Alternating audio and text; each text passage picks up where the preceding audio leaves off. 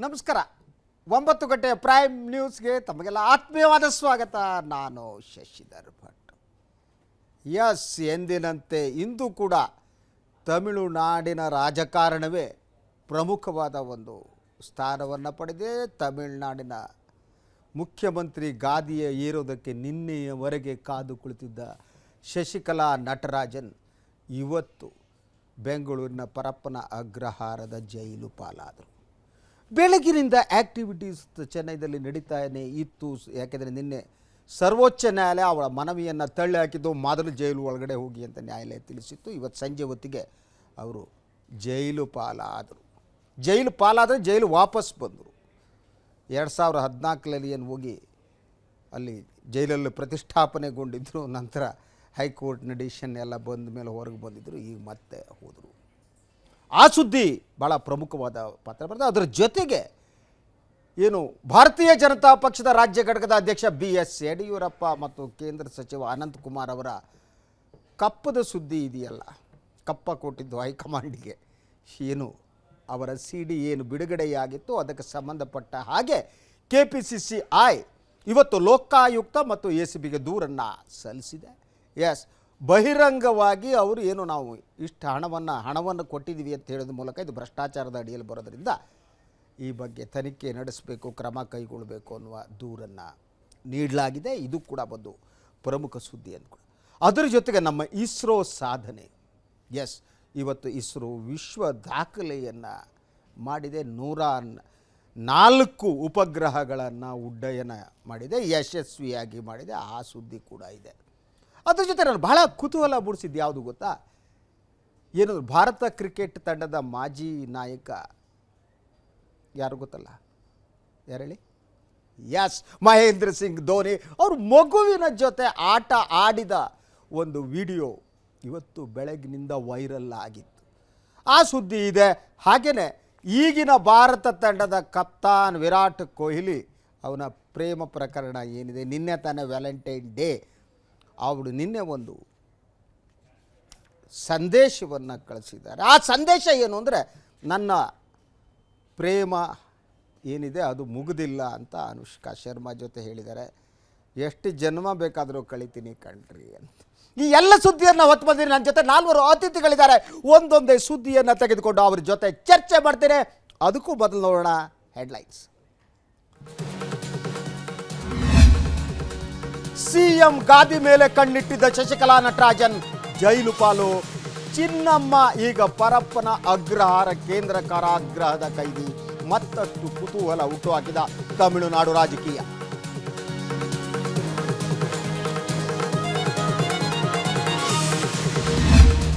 BJP ಸಂಚಿನ ರಾಜಕಾರಣ, ಕಾಂಗ್ರೆಸ್ ಉತ್ತರ. ಯಡಿಯೂರಪ್ಪ ಅನಂತಕುಮಾರ್ ವಿರುದ್ಧ ಕಾನೂನು ಸಮರ. KPCC ಕಾನೂನು ಘಟಕದಿಂದ ಲೋಕಾಯುಕ್ತಕ್ಕೆ ದೂರು.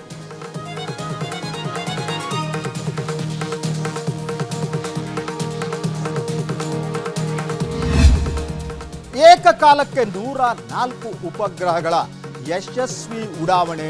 ಭಾರತೀಯ ಬಾಹ್ಯಾಕಾಶ ಸಂಸ್ಥೆ ಇಸ್ರೋ ಐತಿಹಾಸಿಕ ಸಾಧನೆ. ವಿಜ್ಞಾನಿಗಳ ಕಾರ್ಯಕ್ಕೆ ರಾಷ್ಟ್ರಪತಿ ಪ್ರಧಾನಿ ಅಭಿನಂದನೆ.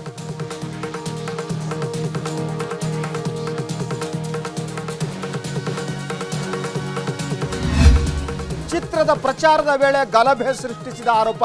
ನಟ ಶಾರುಖ್ ಖಾನ್ ವಿರುದ್ಧ FIR. ಬಾಲಿವುಡ್ ಬಾದ್ಶಾಗೆ ಎದುರಾಗುತ್ತಾ ಸಂಕಷ್ಟ?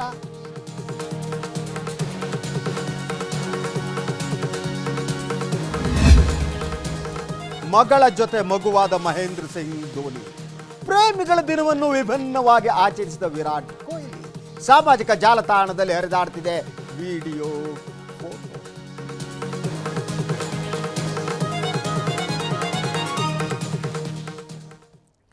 ಎಸ್, ಮೊದಲ ಸುದ್ದಿಯನ್ನು ತೆಗೆದುಕೊಳ್ಳೋದಕ್ಕಿಂತ ಮೊದಲು ನನ್ನ ಜೊತೆ ಜಾಯಿನ್ ಆಗಿರೋ ಪ್ಯಾನಲಿಸ್ಟ್ಗಳನ್ನು ಪರಿಚಯ ಮಾಡಿಕೊಡ್ತೀನಿ. ಮೊದಲನೇದಾಗಿ ನಮ್ಮ ಸುದ್ದಿವಾಹಿನಿಯ ಸಂಪಾದಕೀಯ ಸಲಹೆಗಾರರಾಗಿರೋ NS ಶಂಕರ್ ನನ್ನ ಜೊತೆಗಿದ್ದಾರೆ. ಹಾಗೆಯೇ ರಾಜಕೀಯ ವಿಶ್ಲೇಷಕರು, ಹಿರಿಯ ಪತ್ರಕರ್ತರು ಆದ MK ಭಾಸ್ಕರ್ ರಾವ್ ಇದ್ದಾರೆ. ಕಾಂಗ್ರೆಸ್ನ ಹಿರಿಯ ರಾಜಕಾರಣಿ, ಸದಾ ನಗನಗುತ್ತಾ ಇರುವ ಹಾಸನಬ್ಬ ನಗನಗುತ್ತಾ ನಮ್ಮ ಜೊತೆ ಕೂತಿದ್ದಾರೆ. ಹಾಗೆ ಕನ್ನಡ ಹೋರಾಟಗಾರರಾಗಿ ರಾಜಕೀಯ ಪ್ರವೇಶ ಮಾಡಿರುವ, ಈಗ ಭಾರತೀಯ ಜನತಾ ಪಕ್ಷದಲ್ಲಿ ಇರುವ ಚೀನಾ ರಾಮು ಇದ್ದಾರೆ. ಈ 4 ಜನರನ್ನು ಕೂಡ ನಾನು ಇವತ್ತಿನ ಪ್ರೈಮ್ ನ್ಯೂಸ್ಗೆ ಸ್ವಾಗತಿಸ್ತೀನಿ. ಒಂದೊಂದೇ ಸುದ್ದಿಯನ್ನು ತೆಗೆದುಕೊಂಡು ಅವ್ರ ಜೊತೆ ನಾನು ಚರ್ಚೆ ಮಾಡ್ತೇನೆ. ಈಗ ನೋಡೋಣ ಮೊದಲ ಸುದ್ದಿ ಏನು ಅಂತ. ತಮಿಳುನಾಡಿನ CM ಗಾದಿ ಮೇಲೆ ಕಣ್ಣಿಟ್ಟಿದ್ದ ಜಯಲಲಿತಾ ಆಪ್ತೆ ಶಶಿಕಲಾ ಈಗ ಜೈಲು ಹಕ್ಕಿ. ಅಕ್ರಮ ಆಸ್ತಿ ಪ್ರಕರಣದ ಅಪರಾಧಿ ಚಿನ್ನಮ್ಮ ಸೇರಿದಂತೆ 3 ಪರಪ್ಪನ ಅಗ್ರಹಾರ ಕೇಂದ್ರ ಕಾರಾಗೃಹ ಸೇರಿದ್ದಾರೆ. ಕಾಲಾವಕಾಶದ ಮನವಿಯನ್ನು ಸುಪ್ರೀಂ ಕೋರ್ಟ್ ನಿರಾಕರಿಸಿರುವ ಹಿನ್ನೆಲೆಯಲ್ಲಿ ಇಂದು ಪರಪ್ಪನ ಅಗ್ರಹಾರ ವಿಶೇಷ ನ್ಯಾಯಾಲಯಕ್ಕೆ ಶಶಿಕಲಾ ಹಾಜರಾದರು. ಈ ಮಧ್ಯೆ ತಮಿಳುನಾಡಿನ ಹಲವು ರೀತಿಯ ರಾಜಕೀಯ ಬೆಳವಣಿಗೆಗಳು ನಡೆದಿವೆ. ಅಕ್ರಮ ಆಸ್ತಿ ಪ್ರಕರಣ ಸಂಬಂಧ ವಿಕೆ ಶಶಿಕಲಾ ನಟರಾಜನ್ ಪರಪ್ಪನ ಅಗ್ರಹಾರ ಕೇಂದ್ರ ಕಾರಾಗೃಹ ಸೇರಿದ್ದಾರೆ. ಶರಣಾಗತಿಗೆ ಕಾಲಾವಕಾಶ ಬೇಕು ಅಂತ ಶಶಿಕಲಾ ಸಲ್ಲಿಸಿದ ಮನವಿಯನ್ನು ಸುಪ್ರೀಂ ಕೋರ್ಟ್ ತಿರಸ್ಕರಿಸಿದೆ. ಈ ಹಿನ್ನೆಲೆಯಲ್ಲಿ ಶಶಿಕಲಾ ನಟರಾಜನ್ ಇಂದು ಬೆಂಗಳೂರಿನ ಪರಪ್ಪನ ಅಗ್ರಹಾರದ ವಿಶೇಷ ನ್ಯಾಯಾಲಯಕ್ಕೆ ಹಾಜರಾದರು. ಜೊತೆ ಮತ್ತಿಬ್ಬರು ಆರೋಪಿಗಳಾದ ಇಳಿವರಸಿ ಹಾಗೂ ಸುಧಾಕರನ್ ಕೂಡ ಶಶಿಕಲಾ ಜೊತೆ ಕೋರ್ಟ್ಗೆ ಹಾಜರಾಗಿದ್ದರು. ಈ ವೇಳೆ ನ್ಯಾಯಾಧೀಶ ಅಶ್ವಥ್ ನಾರಾಯಣ್ ಶಶಿಕಲಾರನ್ನು ವಿಚಾರಣೆ ನಡೆಸಿದರು. ಶಶಿಕಲಾ ನಟರಾಜನ್ ನನಗೆ ಸಕ್ಕರೆ ಕಾಯಿಲೆ ಇದ್ದು ಮನೆಯ ಊಟ ತರಿಸೋದಕ್ಕೆ ಅವಕಾಶ ಕೊಡಬೇಕು ಅಂತ ಮನವಿ ಮಾಡಿದರು. ಆದರೆ ನ್ಯಾಯಾಧೀಶರು ಅದನ್ನ ತಿರಸ್ಕರಿಸಿದರು. ಕೋರ್ಟ್ಗೆ ಹಾಜರಾದ ನಂತರ ಕಾನೂನು ಪ್ರಕ್ರಿಯೆ ಮುಗಿದ ಬಳಿಕ ಪರಪ್ಪನ ಅಗ್ರಹಾರ ಕಾರಾಗೃಹಕ್ಕೆ ಕರೆದುಕೊಂಡು ಬರಲಾಯಿತು. ಶಶಿಕಲಾಗೂ ಸಾಮಾನ್ಯ ಕೈದಿಗೆ ಒದಗಿಸೋ ಸೌಲಭ್ಯವನ್ನಷ್ಟೇ ನೀಡಲಾಗ್ತಿದೆ. ಇನ್ನು ಶಶಿಕಲಾ ಈಗ ಕೈದಿ ನಂಬರ್ 9234 ಆದ್ರೆ ಇಳವರಸಿ ಕೈದಿ ನಂಬರ್ 9235, ಸುಧಾಕರನ್ ಕೈದಿ ನಂಬರ್ 9236. ಕಂಬಿ ಹಿಂದೆ ಚಿನ್ನಮ್ಮ ಶಶಿಕಲಾಗೆ 3 ಬಿಳಿ ಸೀರೆ, 1 ತಟ್ಟೆ, 1 ಲೋಟ ನೀಡಲಾಗಿದೆ. ಇನ್ನು ಅನಾರೋಗ್ಯ ಕಾರಣ ನೀಡಿರೋ ಹಿನ್ನೆಲೆಯಲ್ಲಿ ಶುದ್ಧ ಕುಡಿಯೋ ನೀರು ಸಿಗಲಿದೆ. ಬೆಳಿಗ್ಗೆ 2 ಮೊಟ್ಟೆ ಜೊತೆ ತಿಂಡಿ, ಮಧ್ಯಾಹ್ನ ಚಪಾತಿ ಊಟ, ರಾತ್ರಿ 2 ಮೊಟ್ಟೆ ಜೊತೆ ಊಟ ಚಿನ್ನಮ್ಮ ಆಹಾರ, ರಾತ್ರಿ 2 ಮೊಟ್ಟೆ ಜೊತೆ ಊಟ ಚಿನ್ನಮ್ಮನ ಆಹಾರ. ಇನ್ನು ಶಶಿಕಲಾ ನೋಡಿಕೊಳ್ಳೋದಕ್ಕಾಗಿ 2 ಮಹಿಳಾ ಪೇದೆಯನ್ನು ನಿಯೋಜಿಸಲಾಗಿದೆ. ಮಹಿಳಾ ಬ್ಯಾರಕ್ನಲ್ಲಿ ಶಶಿಕಲಾ ವಾಸಕ್ಕೆ ವ್ಯವಸ್ಥೆ ಮಾಡಲಾಗಿದೆ. ಶಶಿಕಲಾರನ್ನು ನೋಡೋದಕ್ಕಾಗಿ ಅಭಿಮಾನಿಗಳು ಮುಗಿಬಿದ್ದಿದ್ರು. ಶಶಿಕಲಾ ಆಗಮನಕ್ಕೂ ಮುನ್ನ ದೌಡಾಯಿಸಿದ್ದ ಅಭಿಮಾನಿಗಳು ಶಶಿಕಲಾ ದರ್ಶನಕ್ಕಾಗಿ ಕಾಯ್ತಿದ್ರು. ಇನ್ನು ಮುನ್ನೆಚ್ಚರಿಕೆಯಾಗಿ ಪರಪ್ಪನ ಅಗ್ರಹಾರದ ಸುತ್ತ ಬಿಗಿ ಪೊಲೀಸ್ ಬಂದೋಬಸ್ತ್ ಮಾಡಲಾಗಿದೆ. ಭದ್ರತೆಗಾಗಿ ಡಿಸಿಪಿ ಬೋರಲಿಂಗಯ್ಯ ನೇತೃತ್ವದಲ್ಲಿ ಬಿಗಿ ಭದ್ರತೆಗೆ 250 ಪೊಲೀಸ್ ಸಿಬ್ಬಂದಿಯನ್ನ ನಿಯೋಜಿಸಲಾಗಿದೆ. ಬೆಂಗಳೂರಿಗೆ ಆಗಮಿಸುವುದಕ್ಕೂ ಮುನ್ನ ಶಶಿಕಲಾ ಮರೀನಾ ಬೀಚ್ನಲ್ಲಿರುವ ಜಯಲಲಿತಾ ಸಮಾಧಿಗೆ ನಮನ ಸಲ್ಲಿಸಿದ್ರು. ಅಮ್ಮನ ಸಮಾಧಿಯನ್ನು 3 ಬಾರಿ ಜೋರಾಗಿ ತಟ್ಟಿ ಮನಸ್ಸಿನಲ್ಲೇ ಮಾತಾಡಿಕೊಂಡು ಶಪಥ ಮಾಡಿದ್ರು. ಇದಾದ ಬಳಿಕ ಶಶಿಕಲಾ ಅವರು ಬೆಂಗಳೂರಿನತ್ತ ಹೊರಟ ಅವರನ್ನು ಎಐಎಡಿಎಂಕೆ ಬೆಂಬಲಿಗರು ಹಿಂಬಾಲಿಸಿದರು. ಈ ಮಧ್ಯೆ ತಮಿಳುನಾಡಿನಲ್ಲಿ ಕೆಲ ರಾಜಕೀಯ ಬೆಳವಣಿಗೆಗಳಾಗಿದ್ವು. ಎಐಎಡಿಎಂಕೆ ಪಕ್ಷದ ಸಂಘಟನಾ ಕಾರ್ಯದರ್ಶಿ ಹುದ್ದೆಗೆ ಕುರ್ರಪ್ಪ ಸ್ವಾಮಿ ಪಾಂಡ್ಯನ್ ರಾಜೀನಾಮೆ ನೀಡಿದ್ದಾರೆ. ಶಶಿಕಲಾ ಅವರು ತಮ್ಮ ಆತ್ಮೀಯರಿಗೆ ಪಕ್ಷದಲ್ಲಿ ಮಣೆ ಹಾಕುತ್ತಿರುವುದನ್ನ ವಿರೋಧಿಸಿ ಪಾಂಡ್ಯನ್ ತಮ್ಮ ಸ್ಥಾನವನ್ನು ತ್ಯಜಿಸಿದ್ದಾರೆ. ಚಿನ್ನಮ್ಮನ ವಿರುದ್ಧ ದಾಖಲಾಯಿತು ಕಿಡ್ನಾಪ್ ಕೇಸ್. ಇನ್ನು ಗೋಲ್ಡನ್ ಬೇ ರೆಸಾರ್ಟ್ನಲ್ಲಿ ಶಾಸಕರನ್ನು ಒತ್ತೆಯಾಳಾಗಿ ಇಡಲಾಗಿತ್ತು. ಅವರನ್ನು ಅಪಹರಣ ಮಾಡಲಾಗಿದೆ ಅಂತ ಸ್ವತಃ ಶಶಿಕಲಾ ಬಣದ ಶಾಸಕ ಶರಮಣನ್ ಎಂಬುವವರು ಹೇಳಿದ್ದಾರೆ. ಈ ಹಿನ್ನೆಲೆಯಲ್ಲಿ ಶಶಿಕಲಾ ಹಾಗೂ ಶಾಸಕಾಂಗ ಪಕ್ಷದ ನಾಯಕ ಪಳನಿಸ್ವಾಮಿ ವಿರುದ್ಧ ಎಫ್ಐಆರ್ ದಾಖಲಾಗಿದೆ. ಈ ದೂರಿನ ಮೇರೆಗೆ ಗೋಲ್ಡನ್ ಬೇ ರೆಸಾರ್ಟ್ ಅನ್ನು ಸುಮಾರು 500ಕ್ಕೂ ಹೆಚ್ಚು ಪೊಲೀಸ್ ಸಿಬ್ಬಂದಿ ಇಂದು ಭೇಟಿ ನೀಡಿದ್ದು, ಈ ವೇಳೆ ಪೊಲೀಸರು ಹಾಗೂ ಶಾಸಕರ ನಡುವೆ ಕೆಲಕಾಲ ಮಾತಿನ ಚಕಮಕಿ ನಡೆಯಿತು. ಅಕ್ರಮ ಆಸ್ತಿ, ಸಿಎಂ ಕುರ್ಚಿ ಮೇಲೆ ಕಣ್ಣಿಟ್ಟಿದ್ದ ಶಶಿಕಲಾರನ್ನು ಜೈಲಿಗೆ ತಳ್ಳಿದೆ. ಈ ಮಧ್ಯೆ ಪಳನಿಸ್ವಾಮಿಗೆ ರಾಜ್ಯಪಾಲರು ಬುಲಾವ್ ನೀಡಿದ್ದಾರೆ. ತಮಿಳುನಾಡಿನ ಮುಂದಿನ ರಾಜಕೀಯ ಬೆಳವಣಿಗೆ ಈಗ ಕುತೂಹಲಕಾರಿಯಾಗಿದೆ. ನ್ಯೂಸ್ ಡೆಸ್ಕ್, ಸುದ್ದಿ ಟಿವಿ. ಎಸ್, ಶಶಿಕಲಾ ನಟರಾಜನ್ ಅವರು ಪರಪ್ಪನ ಅಗ್ರಹಾರದಲ್ಲಿ ನಾಳೆಯಿಂದ ಅವರಿಗೆ ಕ್ಯಾಂಡಲ್ ಮಾಡೋ ಕೆಲಸ ಕೊಡಲಾಗಿದೆ. ದಿನಕ್ಕೆ 50 ರೂಪಾಯಿ ಸಂಬಳ. ಕ್ಯಾಂಡಲ್ ಮಾಡಿದ್ದು ಸಾಕು. ಕ್ಯಾಂಡಲ್ ಅಂದರೆ ಮೇಣದ ಬತ್ತಿ ಹೊಸೆಯೋ ಕೆಲಸ, ಇನ್ಯಾರ್ದೋ ಮನೆಗಳಿಗೆ ದೀಪ ಬೆಳಗಲಿ ಅಂತಿರ್ಬೋದು. ಇಡೀ ಚೆನ್ನೈನ ರಾಜಕಾರಣ ಬೆಳಗಿನಿಂದ ಹಲವು ತಿರುವುಗಳನ್ನು ಬರೀತು. ಸುಮಾರು 11:38 ಹೊತ್ತಿಗೆ ಪಯಸ್ ಗಾರ್ಡನ್ನಿಂದ ಶಶಿಕಲಾ ಹೊರಗಡೆ ಬರ್ತಾರೆ. ಅದು ಬಂದ ನಂತರ ಅವರು ಜಯಲಲಿತಾ ಸ್ಮಾರಕದತ್ತ ಹೋಗ್ತಾರೆ. ನೀವು ವಿಜುವಲ್ಸಲ್ಲಿ ನೋಡಿದ್ರಿ, ಬಡ ಬಡ ಶಪಥಕ್ಕಾಗಿ ಅವರು ಬಡಿತಾರಲ್ಲಿ ಅದನ್ನು ಬಡಿದ್ಬಿಟ್ಟು ಅದು ಶಪಥವೋ ಏನೋ ಗೊತ್ತಿಲ್ಲ, ಅದು ಶಾಪನೆ ಹಾಕೋದು ಹೀಗೆ ಶಾಪ ಅದು ಗೊತ್ತಿಲ್ಲ, ಅದನ್ನು ಮಾಡಿಬಿಟ್ಟು 12 ಗಂಟೆ 2 ನಿಮಿಷಕ್ಕೆ ಶಶಿಕಲಾ ಅಲ್ಲಿಂದ ಬೆಂಗಳೂರತ್ತ ಅವರು ಹೊರಡ್ತಾರೆ. ಸೊ ಬೆಂಗಳೂರಿಗೆ ಬರೋದಕ್ಕೆ ಅವರಿಗೆ ಮನಸ್ಸು ಇರಲಿಲ್ಲ. ಇವತ್ತು ಏನು ನಿನ್ನೆ ಸುಪ್ರೀಂ ಕೋರ್ಟಿಗೆ ಅವ್ರು ಕೇಳಿದ್ರು, ನನಗಿನ್ನು ಸ್ವಲ್ಪ ಕಾಲಾವಕಾಶ ಬೇಕು ಅಂತ.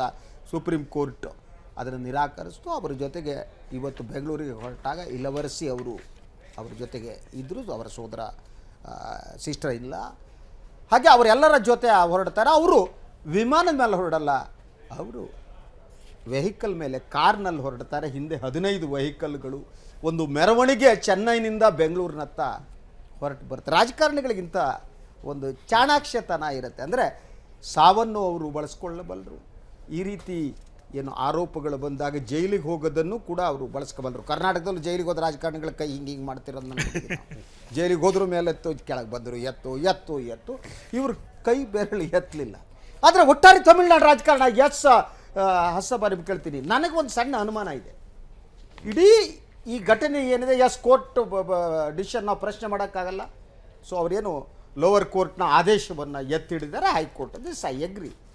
ಬಟ್ ಇದನ್ನೆಲ್ಲ ನೋಡಿದರೆ ಇದರ ಪರಿಣಾಮ ಒಂದು ರೀಜನಲ್ ಪಾರ್ಟಿಗಳು ಮುಗಿದು ಹೋಗುವಂಥ ಅಪಾಯ ಕಾಣ್ತಾ ಇದೆ ನನಗೆ. ಒಂದು ಸಿಸ್ಟಮೆಟಿಕ್ ಆಗಿ ಯಾರೋ ರೀಜನಲ್ ಪಾರ್ಟಿಯನ್ನು ಮುಗಿಸೋದಕ್ಕೆ ಏನಾದ್ರು ಯತ್ನ ಮಾಡ್ತಿದ್ದಾರಾ ಅನ್ನುವ ಅನುಮಾನ ಇದೆ. ಅದರ ಜೊತೆಗೆ ರಾಜ್ಯಪಾಲರ ವರ್ತನೆ ಕೂಡ ಎಲ್ಲೋ ಒಂದು ಕಡೆ ಸಂಶಯಕ್ಕೆ ಕಾರಣ ಆಗಿದೆ ಅಂತ ನನ್ನ ದೃಷ್ಟಿಯಲ್ಲಿ. ಈಗ ಶಶಿಕಲಾರ ಬಗ್ಗೆ ಯಾರು ಕೂಡ ಒಳ್ಳೆಯ ಅಭಿಪ್ರಾಯ ಹೇಳಲಿಕ್ಕೆ ಸಾಧ್ಯ ಇಲ್ಲ, ನಾನು ಹೇಳೋದಿಲ್ಲ. ಆದರೆ ರಾಜ್ಯಪಾಲರು ಮಾಡಿದ್ದು ಬಹಳ ದೊಡ್ಡ ತಪ್ಪು ಸಾಂವಿಧಾನಿಕವಾಗಿ. ಅವತ್ತು ಯಾವಾಗ ಇವರು 132 ಜನರ ಪಟ್ಟಿ ತಗೊಂಡು ಕೊಟ್ಟರು, ಆಗಲೇ ಅವ್ರು ಕರಿಬೇಕಾಗಿತ್ತು ಶಶಿಕಲಾನ.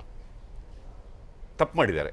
ಸಂವಿಧಾನಬದ್ಧವಾಗಿ ಅವರು ಕಾರ್ಯನಿರ್ವಹಿಸಿದ್ದರೆ ಇದು ಹೀಗೆ ಮಾಡಬೇಕಾಗಿತ್ತು. ಅಂದರೆ ಸಾಧಾರಣ ನಿಮಗೂ ಗೊತ್ತ, ರಾಜ್ಯಪಾಲರು ಹೋಮ್ ಡಿಪಾರ್ಟ್ಮೆಂಟ್ ಏನಿದೆ, ಗೃಹ ಇಲಾಖೆ ಸಲಹೆ ಪಡಿತಾರೆ.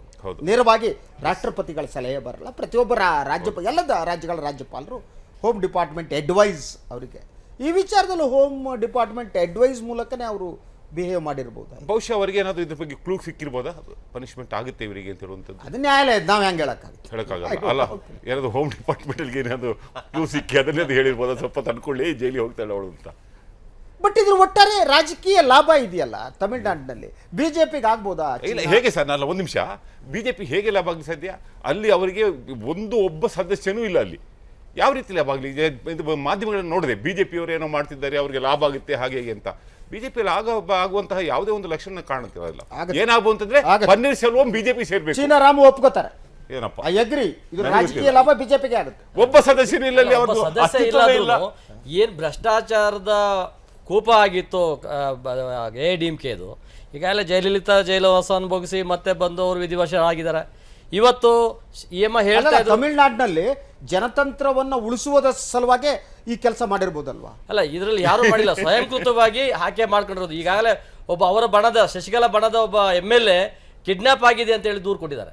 ಅಂದ್ರೆ ಇದೆಲ್ಲ ಇಂಟೆಲಿಜೆನ್ಸಿ ರಿಪೋರ್ಟ್ ಗೊತ್ತಿತ್ತು ರಾಜ್ಯಪಾಲರಿಗೆ. ಹೋಮ್ ಡಿಪಾರ್ಟ್ಮೆಂಟ್ ಇಂದ ಸಲಹೆಗಳು ತಗೊಂಡಿರ್ತಾರೆ. ಕೇಂದ್ರಕ್ಕೂ ಗೊತ್ತಿತ್ತು, ಯಾಕಂದ್ರೆ ಗೊತ್ತಿದ್ದ ವಿಚಾರನೇ ಇದು. ಅಂದ್ರೆ ಕೇಂದ್ರ ಸರ್ಕಾರ ಕೂಡ ಗೃಹ ಇಲಾಖೆ ಆಗಾಗ ರಾಜ್ಯಪಾಲರಿಗೆ ಅಡ್ವೈಸ್ ಮಾಡಿದೆ ಹೀಗೆ ಮಾಡಬೇಕು. ಅಲ್ಲ, ಹೀಗೆ ಮಾಡ್ಬೇಕಂತ ಅಡ್ವೈಸ್ ಮಾಡಿರ್ತಾರೆ ಅಂತ ನಾನು ಅನ್ಕೊಳ್ಳೋದಿಲ್ಲ. ಯಾಕಂದ್ರೆ ಇದು ಕಿಡ್ನಾಪ್ ಆಗಿರ್ತಕ್ಕಂಥದ್ದು ಮತ್ತೆ ಸಪರೇಟ್ ಕೇಸ್. ಯಾಕೆಂದ್ರೆ ನೋಡಿ, ಮೊದಲು 134 ಸದಸ್ಯರ ಬೆಂಬಲ ಇದೆ ಅಂತ ಶಶಿಕಲಾ ಕ್ಲೇಮ್ ಮಾಡ್ತಾರೆ. ಶಶಿಕಲಾ ಯೋಗ್ಯರು ಅಂತ ನಾವು ಹೇಳ್ತಾ ಇಲ್ಲ, ನಾವು ಇಡೀ ಜನತಂತ್ರ ವ್ಯವಸ್ಥೆಯಲ್ಲಿ ನಡಿಬೇಕಾಗುತ್ತೆ. ಆದರೂ ರಿಯಾಕ್ಟ್ ಮಾಡಲ್ಲ ರಾಜ್ಯಪಾಲರು. ಅವರಿಲ್ಲಿ ಅವರ ಹಂಗಾಮೆ ಆಗಿರೋದ್ರಿಂದ ಮೂಲ ಸ್ಥಾನವಾದ ಬಾಂಬೆಲೇ ಉಳ್ಕೊಬಿಡ್ತಾರೆ ಅಲ್ವಾ, ಬರದೇ ಇಲ್ಲ ಅವ್ರ ಈ ಕಡೆ. ಸೊ ಬನ್ನಿ ಅಂತಾರೆ. ಆವಾಗ ಒಂದು ರೀತಿ ಒಳಗಡೆ ಪಲ್ಲಟ ಶುರುವಾಗ್ತಾ ಹೋಗುತ್ತೆ ಅಲ್ವಾ ಸರ್? ಅಲ್ಲ, ಶುರುವಾಗ್ತಾ ಹೋದಾಗ ಇದ್ದಕ್ಕಿದ್ದಾಗೆ ಏನು ಜಯಲಲಿತಾ ಸಾವಿನ ಸಂದರ್ಭದಲ್ಲಿ ವಿಮಾನದಲ್ಲೇ ಮೋದಿಯವರ ಜೊತೆ 1 ಅವರ್ ಚರ್ಚೆ ಮಾಡದಂತಹ ಪನ್ನೀರ್ ಸೆಲ್ವಂ ಇದಕ್ಕಿದ್ದಾಗ ರಿವೋಲ್ಟ್ ಆಗ್ಬಿಡ್ತಾರೆ. ಪನ್ನೀರ್ ಸೆಲ್ವಂ ಒಳಗಡೆ ಆ ರಿವೋಲ್ಟ್ ಮಾಡುವ ಗುಣನೇ ಇಲ್ಲ. ಅವರು ಒಂಥರ ಎಲ್ಲರ ಅಭಿಮಾನಿ, ಜಯಲಲಿತಾ ಅಭಿಮಾನಿ, ಪಾದಸೇವಕ. ಅವರು ಜಯಲಲಿತಾ ಪಾದಸೇವೆ ಮಾಡೇ ಬದುಕಿದವರು. ಇವನು ಚೀಫ್ ಮಿನಿಸ್ಟರ್ ಆದಾಗ ಪಾಪ ಕ್ಯಾಬಿನೆಟ್ನಲ್ಲೇ ಪಕ್ಕದಲ್ಲಿ ಜಯಲಲಿತಾ ಫೋಟೋ ಇಟ್ಕೊಂಡು ಹೂವು ಹಾಕಿ ಮಂಗಳಾರತಿ ಮಾಡ್ತಾ ಇದ್ದವು. ಅಂಥ ವ್ಯಕ್ತಿ ಹೋಗ್ಬಿಟ್ಟು ಶಶಿಕಲಾ ಮಂಗಳಾರತಿ ಮಾಡ್ತಾರೆ. ಜಯಲಲಿತಾಗೆ ಈಗ ಆರತಿ ಎತ್ತಿದ್ದವರು. ಸೊ ಅದು ಸುಮ್ಮನೆ ಬಂದ್ಬಿಡ್ತಾ ಧೈರ್ಯ ಯಾರಿಗಾದ್ರೂ? ಯಾವುದೇ ಅದು ಅಲ್ಲಲ್ಲ, ನಾನು ಹೇಳ್ತಾ ಇದ್ದು, ನಾನು ಕೇಂದ್ರ ಟೀಕೆ ಮಾಡ್ತಾ ಇಲ್ಲ. ಕೇಂದ್ರ ಜನತಂತ್ರ ಉಳಿಸೋ ಸಲುವಾಗಿ ಅವ್ರಿಗೆ ಬೆಂಬಲ ಕೊಡ್ತು. ಅಲ್ಲ, ಡಿಎಂಕೆ ಅವರು ಬೆಂಬಲ ಕೊಟ್ಟಿದ್ದಾರೆ ಓಪನ್ ಆಗಿ. ಅದು ಇದೆ. ಅಲ್ಲ, ಚಿನ್ನರಾಮ್ ಅವ್ರು ಈಗ ಶಶಿಕಲಾ ಅವರು ಅವ್ರ ಹೇಳಿಕೆ ಇವತ್ತು ನೋಡಬೇಕಾಗಿತ್ತು. ತಮಿಳರನ್ನೇ ಅಧಿಕಾರಕ್ಕೆ ತರ್ತೇವೆ ಅಂದ್ರೆ ಅವ್ರ ಉದ್ದೇಶ ಏನು? ಇಷ್ಟು ದಿವಸ ಜಯಲಲಿತಾ ಯಾರು? ಕನ್ನಡದ ಒಬ್ಬ ಹೆಣ್ಮಗಳು. ಅಲ್ಲ ಬಿಟ್ಬಿಡಿ, ನಾನು ಇವ್ರ ಹತ್ರ ಹೋಗ್ತೀನಿ. ಐ ವಾಂಟ್ ಟು ನೋ, ಇಡೀ ಈ ಘಟನೆಯಲ್ಲಿ ಕೇಂದ್ರ ಸರ್ಕಾರದ ಮತ್ತು ಗೃಹ ಇಲಾಖೆಯ ಪಾತ್ರ ಏನು? ಅದು ಪಾತ್ರ ಅಂತೂ ಇದು ವ್ಯವಸ್ಥಿತವಾಗಿ ಒಂದು ಷಡ್ಯಂತ್ರ ನಡೀತಾ ಇತ್ತು. MLA-ಗಳನ್ನ ಕೂಡಿಟ್ಕೊಂಡಿದ್ರು. ಇದು ಷಡ್ಯಂತ್ರ ಆಗೋದಿಲ್ಲ, ಎಲ್ಲ ಮಾಡಿದ್ದಾರೆ. ಅಲ್ಲಲ್ಲ, ಎಲ್ಲಾ ರಾಜಕೀಯ ಪಕ್ಷಗಳು ಮಾಡಿದ್ದಾರೆ, ಬಿಜೆಪಿ ಕಾಂಗ್ರೆಸ್ ಎಲ್ಲರೂ ಮಾಡಿದ್ದಾರೆ. ಏನಾದ್ರೂ ಆ ರೀತಿ ಏನಾದ್ರು ಆ ಒಂದು ವಿಚಾರನ ಓಪನ್ ಆಗಿ ಹೇಳ್ಕೊಂಡಿದ್ರೆ, ಬಿಜೆಪಿ ಇದ್ದಾಗ ಅಲ್ಲ ಓಪನ್ ಆಗಿ ಹೇಳಿದ್ರೆ ಆಗುತ್ತೆ ಅನ್ನೋ ದೃಷ್ಟಿಯಿಂದ ಅವರು ಅದನ್ನ ಗೋಪ್ಯವಾಗಿ ಇಟ್ಟಿದ್ರು. ಆಕೆ ಜೈಲಿಗೆ ಹೋಗೋ ಸನ್ನಿವೇಶ ಸಾಧ್ಯ ಇಲ್ಲ ರಾಮ್ ಅವರೇ, ದೃಷ್ಟಿ ಬೇರೆನೆ. ಭಾಸ್ಕರ್, ಇದು ನಾನು ಹೇಳೋದಕ್ಕಿಂತ ನಾನು ಸುಬ್ರಹ್ಮಣ್ಯ ಸ್ವಾಮಿಯವರು ಇವತ್ತು ಇಂಗ್ಲೀಷ್ ಚಾನಲ್ ಒಂದಕ್ಕೆ ಕೊಟ್ಟ ಸಂದರ್ಶನದ ಒಂದು ಲೈನನ್ನು ಹೇಳಿದರು, ಉತ್ತರ ಸಾಕಾಗತ್ತೆ ಅನಿಸುತ್ತೆ. ರಾಜ್ಯಪಾಲರಿಗೆ ಡೆಮಾಕ್ರಸಿ ಗೊತ್ತಿಲ್ಲ ಅನ್ನೋ ಮಾತನ್ನು ಅವರು ಆಡಿದ್ದಾರೆ. ಇದು ನೀವು ತಮಿಳ್ನಾಡಲ್ಲಿ ಯಾರೂ ಇಲ್ಲ ಅಂದ್ರಲ್ಲ, ಇವ್ರು ಇದ್ದಾರೆ, ಇವ್ರನ್ನ ರಾಜ್ಯಸಭೆಗೆ ತಮಿಳ್ನಾಡಿಂದಾನೆ ರಾಜ್ಯಸಭೆ ಸದಸ್ಯ ಅಂತ ಹೇಳಿ ನಾಮಕರಣ ಮಾಡಿದ್ದಾರೆ, ಅಥವಾ ಅವರಲ್ಲಿದ್ದಾರೆ ಈಗ ರಾಜ್ಯಸಭೆಯಲ್ಲಿ ಇದ್ದಾರೆ. ಜಯಲಲಿತಾ ವಿರುದ್ಧ ಕೇಸನ್ನು ಹಾಕಿದವರು, ಮೊದಲು ಕೇಸನ್ನು ಹಾಕಿದವರು ಸುಬ್ರಹ್ಮಣ್ಯ ಸ್ವಾಮಿಯವರೇ. ಇತ್ತೀಚಿನ ಈ ಪ್ರಕರಣದಿಂದ ಜಯಲಲಿತಾ ಅವರು ಜೈಲಾಗಿದ್ದು ಅಥವಾ ಶಶಿಕಲಾ ಅವರಿಗೆ ಜೈಲಿಗೆ ಹೋಗಬೇಕಾಗಿ ಬಂದಿದ್ದು, ಇದೆಲ್ಲದಕ್ಕೂ ಬಹಳ ಸಂಭ್ರಮ ಪಟ್ಟಿರಬಹುದಾದ ವ್ಯಕ್ತಿ ಅಂತಂದರೆ ಸುಬ್ರಹ್ಮಣ್ಯ ಸ್ವಾಮಿಯವರೇ. ಆದರೆ ಅದೇ ಸಂದರ್ಭದಲ್ಲಿ ಅವರು ರಾಜ್ಯಪಾಲರು ಹೇಗೆ ನಡ್ಕೋಬೇಕಿತ್ತು ಹಾಗೆ ನಡ್ಕೊಳ್ಳಿಲ್ಲ. ಅವರಿಗೆ ಬಹುಶಃ ಡೆಮಾಕ್ರಸಿ ಗೊತ್ತಿಲ್ಲ ಅನ್ನೋ ಮಾತನ್ನು ಅವರು ತಮ್ಮ ಸಂದರ್ಶನದಲ್ಲಿ ಹೇಳಿದ್ದಾರೆ. ಇಟ್ ಈಸ್ ರಾಜ್ಯಪಾಲರಿಗೆ ಹೇಳಕ್ಕಾಗಲ್ಲ, ರಾಜ್ಯಪಾಲರ ಹಿಂದೆ ಕೇಂದ್ರ ಗೃಹ ಇಲಾಖೆ. ಅದರ ಅರ್ಥ ಅಷ್ಟೇನೆಯ. ಸುಬ್ರಹ್ಮಣ್ಯ ಸ್ವಾಮಿ ಹೇಳಿದ್ದನ್ನು ನೀವು ಬಿಟ್ವೀನ್ ದಿ ಲೈನ್ಸ್ ಓದಿದರೆ ಅದು ಅಲ್ಲಿ ಹೋಗಿ ನಿಲ್ಲದು. ಈಗ ನೀವು ರಾಜ್ಯಪಾಲರ ಮೂಲಕ ಅವರ ಕತ್ತಿನ ಮೇಲೆ, ಅವರ ಭುಜದ ಮೇಲೆ ಬಂದೂಕನ್ನು ಇಟ್ಟು ಸುಬ್ರಹ್ಮಣ್ಯ ಸ್ವಾಮಿ ಹೊಡಿತಾ ಇರೋದು ಯಾರಿಗೆ ಹೇಳೋದು ಎಲ್ಲರಿಗೂ ಅರ್ಥ ಆಗ್ತದೆ. ಅದು ಬಹಳ ಸ್ಫಟಿಕದಷ್ಟು ನಿಚ್ಚಳವಾಗಿರುವಂಥ ಒಂದು ಬೆಳವಣಿಗೆ. ಆದರೆ ಇಲ್ಲಿ ಇನ್ನೊಂದು ಗಮನಿಸಲೇಬೇಕಾದಂಥ ಒಂದು ಸಂಗತಿ ಇದೆ, ಅದನ್ನು ಹೇಳಬೇಕು ನಾನು. ಯಾಕೆಂದರೆ ನಾನು ನಿನ್ನೆಯಿಂದ ನೋಡ್ತಾ ಇದ್ದೀನಿ, ಅದು ಎಲ್ಲೂ ಅದು ದಾಖಲಾದಂಗೆ ಕಾಣಿಸ್ಲಿಲ್ಲ. ಶಶಿಕಲಾ ಅವರು ಮುಖ್ಯಮಂತ್ರಿ ಆಗಲಿಕ್ಕೆ ಅಷ್ಟೊಂದು ಪರದಾಡಿದ್ರಿ ಯಾಕೆ ಅಂತನ್ನೋದನ್ನು ನಾವು ಒಂದು ಎಳೆಯನ್ನು ನೋಡೋದು ಬಹಳ ಮುಖ್ಯ ಅನ್ನಿಸ್ತದೆ. ಬಹಳ ಉನ್ನತ ಮಟ್ಟದ ಕೆಲವು ವಕೀಲರ ಪ್ರಕಾರ ಈ ಕೇಸಿನ ಹಣೆ ಬರಹ ಎಲ್ಲಿಗೆ ಹೋಗಿ ನಿಲ್ತದೆ ಹೇಳೋದು ಶಶಿಕಲಾ ಅವ್ರ ವಕೀಲರ ಮೂಲಕ ಅವ್ರಿಗೆ ಗೊತ್ತಾಗಿತ್ತು. ಇಂದಲ್ಲ ನಾಳೆ ಅದನ್ನು ತಾನು ಅನುಭವಿಸಬೇಕಾದಂಥ ಪರಿಸ್ಥಿತಿ, ಯಾಕಂದ್ರೆ ಹೈಕೋರ್ಟ್ ಕೊಟ್ಟ ತೀರ್ಪು ಲೆಕ್ಕಾಚಾರ ಸರಿ ಇರಲಿಲ್ಲ ಅದು ಅನ್ನೋ ಒಂದು ಅನುಮಾನ ಇತ್ತು. ಆ ಅನುಮಾನದ ಹಿನ್ನೆಲೆಯಲ್ಲಿ ಒಂದು ದಿನದ ಮಟ್ಟಿಗಾದರೂ ಕಡೇ ಪಕ್ಷ ಒಂದು ಪ್ರಮಾಣವಚನ ಸ್ವೀಕಾರ ಮಾಡಿಬಿಟ್ಟಿದ್ರು ಅವರು ಮುಖ್ಯಮಂತ್ರಿಯಾಗಿ. ಇವತ್ತು ಅವರಿಗೆ ತಟ್ಟೆ ಲೋಟ ತೊಳಿಬೇಕಾದ ಅಗತ್ಯ ಬರ್ತಿರ್ಲಿಲ್ಲ. ಇವತ್ತು ಈಗ 3 ಯೂನಿಫಾರ್ಮ್ ಸೀರೆ ಕೊಡ್ತಾರೆ, ದಿನಕ್ಕೆ 50 ರೂಪಾಯಿ ಕೂಲಿ ಕೊಡ್ತಾರೆ, ನಾಳೆಯಿಂದ ಮುಂಬತ್ತಿನ ಅವರು ಮಾಡಬೇಕು, ಅದೆಲ್ಲ ಇವೆಲ್ಲವೂ ತಪ್ಪೋಗ್ಬಿಡ್ತಿತ್ತು ಅವರಿಗೆ. ಮಾಡ್ತಾ ಇದ್ರು ಅಂತ. ಶಂಕರ್, ಇಡೀ ನನಗಿರೋದು ಅಂದರೆ ಒಂದು ರಾಜ್ಯಪಾಲರ ನಡವಳಿಕೆ, ವಾಟೆವರ್ ಇಟ್ ಮೇ ಬಿ, ಅದರ ಪರಿಣಾಮಗಳು ನನಗೆ ಒಟ್ಟಾರೆಯಾಗಿ ಅನಿಸೋದು, ಈ ದೇಶದಲ್ಲಿ ರೀಜನಲ್ ಪಾರ್ಟಿಗಳೇನಿವೆ, ಪ್ರಾದೇಶಿಕ ಪಕ್ಷಗಳನ್ನು ಮುಗಿಸ್ಬಿಟ್ಟು ಇಡೀ ದೇಶವು ಒಂದು, ನಾವೆಲ್ಲ ಒಂದು, ಇದೇನೋ ಇಂಥದ್ದೇನೋ ನಡೀತಾ ಇದೆಯಾ? ಅಲ್ಲ, ಪ್ರಾದೇಶಿಕ ಪಕ್ಷಗಳನ್ನು ಮುಗಿಸೋದು ನಮ್ಮ ಅಜೆಂಡಾನ ಥರದವ್ರು ಇರಲ್ಲ. ನಮ್ಮನ್ನು ಬಿಟ್ಟು ಬೇರೆ ಯಾರೂ ಇರಬಾರ್ದು ಅನ್ನೋದು ಇರುತ್ತೆ. ಕಾಂಗ್ರೆಸ್ ಮುಕ್ತ ಭಾರತ ಅಂದ್ರೇನು? ಹೌದು, ಕಾಂಗ್ರೆಸ್ನಲ್ಲಿ ಎಂಥ ಅಪೋಸಿಷನ್ ಪಾರ್ಟಿಗಳೇ ಇದ್ರು ಅವರು ಇಲ್ದಲೇ ನಾವು ಕಾಂಗ್ರೆಸ್ ಮುಕ್ತ ಸರ್ಕಾರ ಅನ್ಬೋದಾಗಿ. ಸರ್ಕಾರ ಆಯ್ತು. ಕಾಂಗ್ರೆಸ್ ಮುಕ್ತ ಭಾರತ ಅಂದ್ರೇನು ಅಂದ್ರೆ ಅಪೋಸಿಷನ್ ಪಾರ್ಟಿಗಳೇ ಇಲ್ಲದ ಒಂದು ಭಾರತವನ್ನು ನಾವು ನಿರ್ಮಾಣ ಮಾಡ್ತೀವಿ ಅಂತ ಅವ್ರು ಘೋಷಣೆ ಮಾಡಿಕೊಂಡೇ ಹೊರಟಿದ್ದಾರೆ. ಇಲ್ಲಿ ತಮಿಳ್ನಾಡಲ್ಲಿ ಅವ್ರಿಗೆ ಇದುವರೆಗೆ ಫುಟ್ ಹೋಲ್ಡೇ ಸಿಕ್ಕಿಲ್ಲ. ಸೊ ಈಗ ಒಂದು ಈ ಅನ್ರೆಸ್ಟ್ನಲ್ಲಿ ಅವರು ಏನು ಅಲ್ಲೊಂದು ಬೆಂಕಿ ಹತ್ಕೊಂಡು ಉರಿತಾ ಇದೆ, ಮೈ ಕಾಯಿಸ್ಕೊಳ್ಳೋಣ ಅನ್ನೋ ಥರ ಅವರು ಮಾಡ್ದಾಗ ಕಾಣಿಸುತ್ತೆ. ಈಗ ಪನ್ನೀರ್ಸೆಲ್ವಂಗೆ ಅವರು ಸಪೋರ್ಟ್ ಮಾಡಿದ್ದಾರೆ, ಈ ಕಡೆ ಪಳನಿಸ್ವಾಮಿಗೆ ಇವ್ರು ಕರಿತಾ ಇದ್ದಾರೆ ರಾಜ್ಯಪಾಲರು. ಕನ್ಫ್ಯೂಷನ್ ಕ್ರಿಯೇಟ್ ಮಾಡೋದು ಅಷ್ಟೇ. ಇಬ್ಬರಿಗೂ ಆದ್ರೆ ತಮಿಳ್ನಾಡು ರಾಜಕಾರಣದ ಮೇಲೆ ಅದೇ ಆ ಕನ್ಫ್ಯೂಷನ್ ಲಾಭ ಇವತ್ತಲ್ದೇ ಇದ್ರೆ ನಾಳೆ ಆದ್ರೂ ನಮಗೆ ಸಿಕ್ಕತ್ತೆ ಅನ್ನೋ ಲೆಕ್ಕಾಚಾರ ದೂರಾಲೋಚನೆ. ಇವತ್ತೇನೆ ಇವಾಗಲೇ ನಾವು ಅಧಿಕಾರ ಹಿಡ್ತೀವಿ ಅಂತಲ್ಲ, ಇವತ್ತು ನಾವು ಅದಕ್ಕೆ ತಳಪಾಯ ಹಾಕಿದ್ರೆ ನಾಳೆ ಬಿಲ್ಡಿಂಗ್ ಅನ್ನ ಕಟ್ಟಬಹುದು. ಪ್ರಿಯ ವೀಕ್ಷಕರೇ, ಅದರ ಜೊತೆಗೆ ಶಶಿಕಲಾ ಅವರ ವರ್ತನೆ ಏನಿತ್ತು, ಒಬ್ಬ ಸರ್ವಾಧಿಕಾರಿ ಮಾಡಬಹುದಾದ್ದನ್ನೇ ಅವರು ಮಾಡಿದ್ರು. ಏನು ಅಂದರೆ ಏನು ಜಯಲಲಿತಾ ಅವರ ಸಾಕು ಮಗ ಆದಂಥ ಸುಧಾಕರನ್ ಏನಿದ್ರು ಅವರನ್ನೇ ಜಯಲಲಿತಾನೇ ಅವ್ರನ್ನ ಹೊರಗೆ ಹಾಕಿದ್ರು. ಅವ್ರನ್ನ ವಾಪಸ್ ತೆಗೆದುಕೊಂಡು ದಿನಕರನ್ನು ಡಿಸ್ಮಿಸ್ ಆದ Yes, ಪಾರ್ಟಿಯಿಂದ ಅಷ್ಟೇ, ವೆಂಕಟೇಶು ಅಷ್ಟೇ. ಸಸ್ಪೆಂಡ್ ಆದರಲ್ಲ, ಡಿಸ್ಮಿಸ್ ಆದ. ಅವರನ್ನ ವಾಪಸ್ 2011 ತಗೊಂಡು ಅವರ ಪ್ರತಿಷ್ಠಾಪನೆ ಮಾಡಿದ್ದಾರೆ. ಅದ್ರ ಕೂಡ ಅಣ್ಣಾ DMK ಒಳಗಡೆ ಒಂದು ಪ್ರತಿಭಟನೆಯ ಧ್ವನಿ ಪ್ರಾರಂಭ ಆಗಿದೆ. ಎಸ್, ಅದರ ಒಬ್ಬ ಜಂಟಿ ಕಾರ್ಯದರ್ಶಿ ರಾಜೀನಾಮೆ ಕೊಟ್ಟಿದ್ದಾರೆ. ಯಾಕಂದ್ರೆ ಶಶಿಕಲಾ ನಂತರ ಡೆಪ್ಯೂಟಿ ಏನು ಸೆಕ್ರೆಟರಿ ಜನರಲ್ ಅನ್ನುವ ಪೋಸ್ಟನ್ನು ಕ್ರಿಯೇಟ್ ಮಾಡಿದ್ದಾರೆ ಅದನ್ನ. ಅಂದರೆ ಏನು ಶಶಿಕಲಾ ಎಲ್ಲವನ್ನೂ ತನ್ನ ನಿಯಂತ್ರಣಕ್ಕೆ ತೆಗೆದುಕೊಳ್ಳೋ ಯತ್ನ ನಡೆಸ್ತಿದ್ದಾರೆ. ಜಯಲಲಿತಾ ರೀತಿಯಲ್ಲೇ ಅವ್ರು ಮುಂದೆ ಹೋಗಿ ನೋಡ್ತಾರೆ. ಆದರೆ ಅದು ಸಾಧ್ಯ ಆಗುತ್ತಾ ಅನ್ನೋದು ಭಾಳ ಮುಖ್ಯವಾದ ಪ್ರಶ್ನೆ. ಹಸನಬ್ ಅವರೇ, ಜಯಲಲಿತಾ ಯಾವ ರೀತಿ ನಿಯಂತ್ರಣ ಇಟ್ಕೊಂಡಿದ್ರು ಪಕ್ಷದ ಮೇಲೆ, ಸರ್ಕಾರದ ಮೇಲೆ, ಅದು ಈಗ ಜೈಲಿನ ಒಳಗೆ ಕುಳಿತು ಅಂತ ನಿಯಂತ್ರಣ ಇಟ್ಕೊಳ್ಳೋದಕ್ಕೆ ಶಶಿಕಲಾಗೆ ಸಾಧ್ಯ ಆಗುತ್ತೆ ಅಂತ ನನಗನ್ನಿಸ್ತದೆ ತಾತ್ಕಾಲಿಕವಾಗಿ ಸಾಧ್ಯ ಆಗ್ಬೋದು. ಆದರೆ ಜಯಲಲಿತಾ ಇದ್ದಂತಹ ಶಕ್ತಿ ಶಶಿಕಲನ ಕೈಲಿದೆ ಅಂತ ನನಗೆ ಅನಿಸೋದಿಲ್ಲ. ಆದಷ್ಟು ಶೀಘ್ರದಲ್ಲಿ, ಅಂದರೆ ಕೆಲವೇ ತಿಂಗಳ ಅಂತರದಲ್ಲಿ ಅವಳ ಕೈ ತಪ್ಪಿ ಹೋಗ್ತದೆ. ಅದ್ರ ಜೊತೆ ಕೇಂದ್ರ ಬೇರೆ ಅವ್ರ ವಿರುದ್ಧ ಆಗಿದೆ. ಹೌದು, ಕೇಂದ್ರ ಬೇರೆ ನನಗೇನು ತಾತ್ಕಾಲಿಕವಾಗಿ ಕೂಡ ಸಾಧ್ಯ ಆಗುತ್ತೆ ಅನ್ಸಲ್ಲ. Correct. ಒಂದ್ಸಲ ಜೈಲಿಗೆ ಹೋದ್ಮೇಲೆ ದಟ್ ಚಾಪ್ಟರ್ ಇಸ್ ಫಿನಿಶ್ಡ್. ನೋಡಿ, ಏನ್ ಹೇಳ್ತೀರಿ ರಾಮ ಅವರ? Jayalalithaa was a mass leader. ಗಳೆಲ್ಲ ಒಪ್ಕೋಬೇಕಾಗ್ತದೆ. ಯಾಕಂದ್ರೆ ಆಕೆಗೆ ಆ ಶಕ್ತಿ ಹೋಗುತ್ತೆ. ಈಗ ಆ ಶಕ್ತಿ ಅಂತೂ ಉಳ್ಕೊಳ್ಳೋದಿಲ್ಲ. ಅಲ್ಲಿ ಏನು ತಟಸ್ಥವಾಗಿರ್ತಕ್ಕಂಥ ಕೆಲವು ಗುಂಪುಗಳು ಅಲ್ಲಿ ಅಧಿಕಾರದಲ್ಲಿ ಮುಂದುವರಿತವೆ. ಈಗೇನು ಶಶಿಕಲಾಗೆ ಬೆಂಬಲ ಕೊಟ್ಟಂತವರು ಆಟೋಮೆಟಿಕ್ ವಾಪಸ್ ಹೋಗ್ತಾರೆ. ಈಕೆ ಜೊತೆಗೆ ಅವರೆಲ್ಲರಿಗೂ ಅವ್ರು ಈಗ MLA ಆದವ್ರಿಗೆ ಅವ್ರ ಅಧಿಕಾರ ಉಳಿಸ್ಕೊಳ್ಳೋ ಪ್ರಶ್ನೆ ಇರುತ್ತೆ. ಹೌದು, ಯಾರು ನೀವು CM ಮಾಡಿದ್ರೆ ನ್ಯಾಚುರಲಿ ಅವ್ರ ಜೊತೆ ನೀವು ಹೇಳಿದ ದಿನಕರೊಬ್ಬನ್ನ ಇನ್ನೂ ಇಬ್ಬರನ್ನ ಮಾಡಿದ್ದಾರೆ. ಅವ್ರದ್ದು ಯುವ ವಿಭಾಗಕ್ಕೆ ಒಬ್ಬ ಅಧ್ಯಕ್ಷ ಮಾಡಿದ್ದಾರೆ, ಒಬ್ಬ ಅಕ್ಕನ ಮಗನೋ ಅಣ್ಣನ ಮಗನೇನೋ. ಇನ್ನೊಂದು ಕೂಡ ಯಾರೋ ಇನ್ನೊಂದು ಪೋಸ್ಟ್ ಕೂಡ 3 ಜನರನ್ನ ಮಾಡಿದ್ದಾರೆ ಅವ್ರ ಕುಟುಂಬದವನಿಗ. ಅಲ್ಲಿ ಇವತ್ತೇ ಶಾಸಕರ ಒಳಗಡೆ ಏನು ಒಂದು ರೀತಿಯ ಶಶಿಕಲಾ ವಿರೋಧಿಯಾದ ಒಂದು ಮನಸ್ಥಿತಿ ಇದೆ ಅನ್ನುವುದು ಒಬ್ಬರು ಶಾಸಕರು ಇವಾಗಲೇ ನಾನು ಏನು ಕಂಪೌಂಡ್ ಹಾರ್ ಬಂದೆ, ನಾನು ಕಿಡ್ನಾಪ್ ಮಾಡಲಾಗಿತ್ತು ಅನ್ನೋ ದೂರನ್ನು ಕೊಟ್ಟಾಗಿದೆ. ಆ ದೂರಿಗೆ ಸಂಬಂಧಪಟ್ಟ ಹಾಗೆ ಚೆನ್ನೈ ಪೊಲೀಸರು ಹೋಗಿ ನೋಡಿದ್ದಾರೆ. ಒಟ್ಟಾರೆ ಈ ರಾಜಕಾರಣ, ತಮಿಳುನಾಡಿನ ರಾಜಕಾರಣ ಏನಿದೆ ಸದ್ಯಕ್ಕಂತೂ ಬಗೆಹರಿಯುವ ಸಾಧ್ಯತೆ ಕಾಣ್ತಾ ಬಟ್ರೆ ಇಲ್ಲಿ ಇನ್ನೊಂದು ನೀವು ಹೇಳ್ಬೋದು. ನಿಮ್ಗೆ ಬಂದ್ಬಿಡ್ತು, ರಾಜ್ಯಪಾಲರು ಅಟ್ಲೀಸ್ಟ್ ಇವತ್ತಾದರೂ ಯಾರು ಅವನು ಪಳನಿಸ್ವಾಮಿಗೋ ಯಾರಿಗೋ ಒಂದು ಆಹ್ವಾನ ಕೊಡ್ಬೋದು ಅಂತಿತ್ತು. ಇವತ್ತು ಕೊಟ್ಟಿಲ್ಲ. 124 ಸದಸ್ಯರ ಬೆಂಬಲವನ್ನು ಅವ್ರು ಕೊಟ್ಟಿದ್ದಾರೆ. ಅಟ್ಲೀಸ್ಟ್ ಅವ್ರನ್ನ ನೀವು ಡೆಮೋಕ್ರಸಿಯಲ್ಲಿ ಸಂಸದೀಯ ಇದರಲ್ಲಿ ನೀವು ಮುಖ್ಯಮಂತ್ರಿ ಪ್ರಮಾಣ ವಚನ ಮಾಡಿಬಿಟ್ಟು ನಂತರ ಪ್ರೂವ್ ಮಾಡು ಅಂತ ಹೇಳ್ಬೇಕು. ಅದನ್ನು ಕೂಡ ರಾಜ್ಯಪಾಲರು ಮಾಡುತ್ತಾ ಇಲ್ಲ. ಅಟ್ಲೀಸ್ಟ್ 118 ಜನ ಬೆಂಬಲಕ್ಕೆ ತಮಿಳುನಾಡು ವಿಧಾನಸಭೆಯಲ್ಲಿ ಬೇಕಾಗಿದೆ. 124 ಸದಸ್ಯರ ಬೆಂಬಲದ ಪಟ್ಟಿಯನ್ನು ರಾಜ್ಯಪಾಲರಿಗೆ ಕೊಡಲಾಗಿದೆ.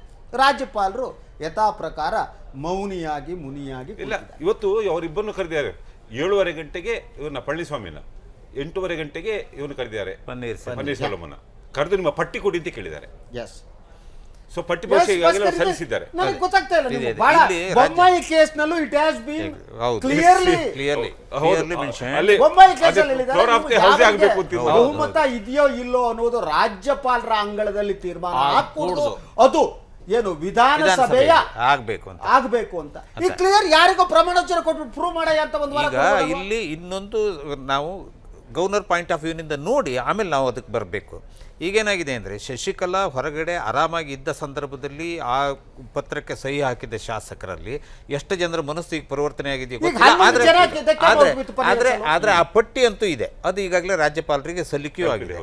ಈಗ ರಾಜ್ಯಪಾಲರು ಏಕಾಏಕಿ ತಾನೇ ಈಗ ಈ ರೀತಿ ನಾನು ಹೇಳಿದ ರೀತಿಯಲ್ಲಿ ಅವರು ತೀರ್ಮಾನ ತಗೊಳಕ್ಕೆ ಬರೋದಿಲ್ಲ. ಅವರು ಬೊಮ್ಮಾಯಿ ಕೇಸಲ್ಲಿ ಏನು ಸಂವೈಧಾನಿಕ ಪೀಠವನ್ನು ಕೊಟ್ಟ ತೀರ್ಪಿದೆ ಅದು ವಿಧಾನಸಭೆಯಲ್ಲಿ ಆಗಬೇಕು. ಮುಖ್ಯಮಂತ್ರಿ ಆದವನಿಗೆ ಬಹುಮತ ಇದೆಯೇ ಇಲ್ವೋ ಹೇಳೋದು ನಿರ್ಧಾರ ಆಗಬೇಕಾಗಿ ರಾಜಾಗ ಬಹಳ ಸರಳವಾಗಿ ಯಾರು ಅತಿ ಹೆಚ್ಚು ಸದಸ್ಯರನ್ನ ಹೊಂದಿದಂತ ಪಕ್ಷ ಏನಿದೆ ಆ ಪಕ್ಷದ ಶಾಸಕಾಂಗ ಪಕ್ಷದ ನಾಯಕರು ಮೊದಲು ಸರ್ಕಾರ ರಚಿಸುವಂತೆ ಆಹ್ವಾನ ಕೊಡ್ಲೇಬೇಕು. ನೀವು ಆಹ್ವಾನ ಕೊಡದೆ ಈಗ ಕಾತ್ ಕೂತ್ಕೊಳ್ಳಕ್ಕಾಗಲ್ಲ. ಬೇಕಾದ್ರೆ 3 ದಿವಸ ಕೇಳಿ 3 days you have to prove your majority on the floor of the house. ನೋಡಿ ಈಗ ಏನಿದೆ ಪರಿಸ್ಥಿತಿ ಹೇಗಿದೆ ಅಂತಂದ್ರೆ ಅಲ್ಲಿ ಈಗ ಅವರು ಅತಿ ಹೆಚ್ಚು ಶಾಸಕರು ತನ್ನ ಜೊತೆಗಿದ್ದಾರೆ ಅಂತ ಏನು ಪಳನಿಸ್ವಾಮಿ ಇದ್ದಾರೆ, ಪಳನಿಸ್ವಾಮಿಯನ್ನು ಕರೆಯೋದು ಅನಿವಾರ್ಯ, ಕಡ್ಡಾಯ ಕೂಡ. ಎರಡನೇದು ಪನ್ನೀರ್ ಸೆಲ್ವಮನ್ನ ಇವ್ರು ಕರೀಲಿಕ್ಕೆ ಬರೋದಿಲ್ಲ. ಯಾಕೆಂದ್ರೆ ಶಾಸಕಾಂಗ ಪಕ್ಷ ಮತ್ತೆ ಸಭೆ ಸೇರಿ ಪನ್ನೀರ್ ಸೆಲ್ವಂನೇ ನಮ್ಮ ನಾಯಕ ಅಂತ ಹೇಳಿ ಹೇಳ್ಬೇಕು. ಯಾಕೆಂದ್ರೆ ಇವರು ರಾಜೀನಾಮೆ ಕೊಟ್ಟಾಗಿದೆ, ಆ ರಾಜೀನಾಮೆನ ರಾಜ್ಯಪಾಲರು ಅಂಗೀಕರಿಸಿ ಆಗಿದೆ. ಇಲ್ಲಿ ಒಂದು ಸಂವಿಧಾನದ ಬಿಕ್ಕಟ್ಟು ಇದೆ. ಇಲ್ಲಿ ಈಗ ಮತ್ತೆ ಶಾಸಕಾಂಗ ಪಕ್ಷ ಸೇರಬೇಕು, ಸೇರಿ ಪಳನಿಸ್ವಾಮಿ ಪನ್ನೀರ್ ಸೆಲ್ವಂ ನಮ್ಮ ನಾಯಕ ಅಂತ ಹೇಳಿ ಹೇಳಬೇಕು. ಅದು ಯಾವಾಗ ಹೇಳಬೇಕು ಅಂತಂದ್ರೆ ಇವರಿಗೆ ಬಹುಮತ ಸಿಗದೆ ಇದ್ದಂತ ಸಂದರ್ಭದಲ್ಲಿ. ನನಗೆ ಸಾರಿ ಶಂಕರ್, ನನಗೆ ಅನಿಸ್ತಾ ಇರೋದು ಇನ್ನೊಂದಿಷ್ಟು ಅರ್ಧದಷ್ಟು ಜನ ಒಡೆದು ಬಿಟ್ಟು ಪನ್ನೀರ್ ಸೆಲ್ವಂ ಜೊತೆಗೆ ಬರ್ತಾರೆ ಅಂತ ರಾಜ್ಯಪಾಲರೇನು ಕಾಯ್ತಾ ಇರ್ಬೋದು. ಆ ತಂತ್ರ ನಡೆಯೋ ಏನೋ ಒಟ್ಟು ಗೊಂದಲ ಸೃಷ್ಟಿ ಆಗಿದೆ. ಎಕ್ಸ್ಪೆಕ್ಟೇಷನ್ ಪ್ರಕಾರ ಅಂಡಾ ಡಿಎಂಕೆ ಅರ್ಧದಷ್ಟು ಬಡದು ಬಿಟ್ಟು ಒಂದು 100 ಚಿಲ್ಲರೆ ಪನ್ನೀರ್ ಸೆಲ್ವಂ ಜೊತೆ ಬಂದ್ಬಿಡ್ತಾರೆ, ಆವಾಗ ನೋಡ್ಕೊಳ್ಳೋಣ ಅಂತ ವೇಟ್ ಮಾಡ್ತಾ ಇದ್ದಾರೆ. ಸಪೋರ್ಟ್ ತಗೊಂಡು ಏನ್ ಮಾಡ್ತಾರೆ ಇವರು ಅಂದ್ರೆ ಒಟ್ಟು ಗೊಂದಲವನ್ನ ಮುಂದುವರ್ಸೋದು ಅನಗತ್ಯವಾಗಿ ಮತ್ತು ಅನಿರ್ದಿಷ್ಟ ಕಾಲ ಮುಂದುವರ್ಸೋದು ಒಂದೇ ಅವ್ರ ಉದ್ದೇಶ ಇದ್ದಾಗ ಕಾಣಿಸ್ತಾ ಇದೆ. ಅದರಿಂದ ಏನ್ ಸಾಧನೆ ಆಗುತ್ತೋ ಚೀನಾರಾಮ್ ಅವ್ರು ಏನಂತೀರಿ? ಅಲ್ಲ, ಇದರಿಂದ ರಾಜ್ಯಪಾಲರ ಉದ್ದೇಶ ಮತ್ತು ಕೇಂದ್ರದ ಉದ್ದೇಶದ ನಡುವೆ ವ್ಯತ್ಯಾಸ ಬೇರೆ ಬೇರೆ ಇರಕ್ಕೆ ಸಾಧ್ಯವೇ ಇಲ್ಲ. ಇಲ್ಲಿ ರಾಜ್ಯಪಾಲರು ತಗೊಳ್ತಾ ಇರೋ ತೀರ್ಮಾನ ಬಹಳಷ್ಟು ಸ್ಪಷ್ಟವಾಗಿದೆ. ಏನು ಅವ್ರ ತೀರ್ಮಾನ ಇಲ್ಲಿ ಏನಾಗಿದೆ, ಗೊಂದಲಗಳು MLAಗಳು ಈಗ ಒಂದ್ ಕಡೆ ಇದ್ದಾರೆ, ಇನ್ನೊಂದ್ ಕಡೆ ಇದ್ದಾರೆ, ಗೊತ್ತಾಗ್ತದೆ. ಅದು ಈಗ ಇರೋದು, ಆಗ ಇರ್ಲಿಲ್ಲ. ಅಲ್ಲ, ಈಗ ಪ್ರಾರಂಭ ಆಗಿದೆ. ಜಡ್ಜ್ಮೆಂಟ್ ಬರೋ ತನಕ ಅದು ಇರ್ಲಿಲ್ಲ, ಗೊಂದಲವೇ ಇರ್ಲಿಲ್ಲ. ಎಲ್ಲರೂ ನಿನ್ನೆವರೆಗೂ ಅವರು ಡಿಫೆಂಡ್ ಮಾಡ್ಕೊಳ್ಳೋಕೆ ಕಷ್ಟ ಆಗ್ತಿದೆ. ಇಲ್ಲ, ಕಷ್ಟ ಆಗುತ್ತಲ್ಲ, ಅಲ್ಲಿ ಸ್ಥಳೀಯ ರಾಜಕಾರಣಗಳೇ ಆ ರೀತಿ ಕಾಣಿಸ್ತದೆ. ತಮಿಳುನಾಡಿನ ಪರಿಸ್ಥಿತಿ ಅಲ್ಲೇ ನಮಗೆ ಲಾಭ ಆಗುತ್ತೆ. ನನ್ನ ಸಹಾಯ ಬೇಕಾದ್ರೆ I am ready to offer. ಹೌದಾ, ಮಾಡ್ತೀರಿ? ಆಫರ್ ಮಾಡ್ತೀರಾ? ಕೇಸ್ ಇದೆಯಲ್ಲ, ಈಸಿ ಇಲ್ಲ ಹ್ಯಾಂಡಲ್ ಮಾಡೋದು. ಏನಂತೀರಿ? Anyway, yes I can understand. ಪಾಪ ಕಷ್ಟ ಆಗ್ತಾ ಇದೆ ಅವರಿಗೆ.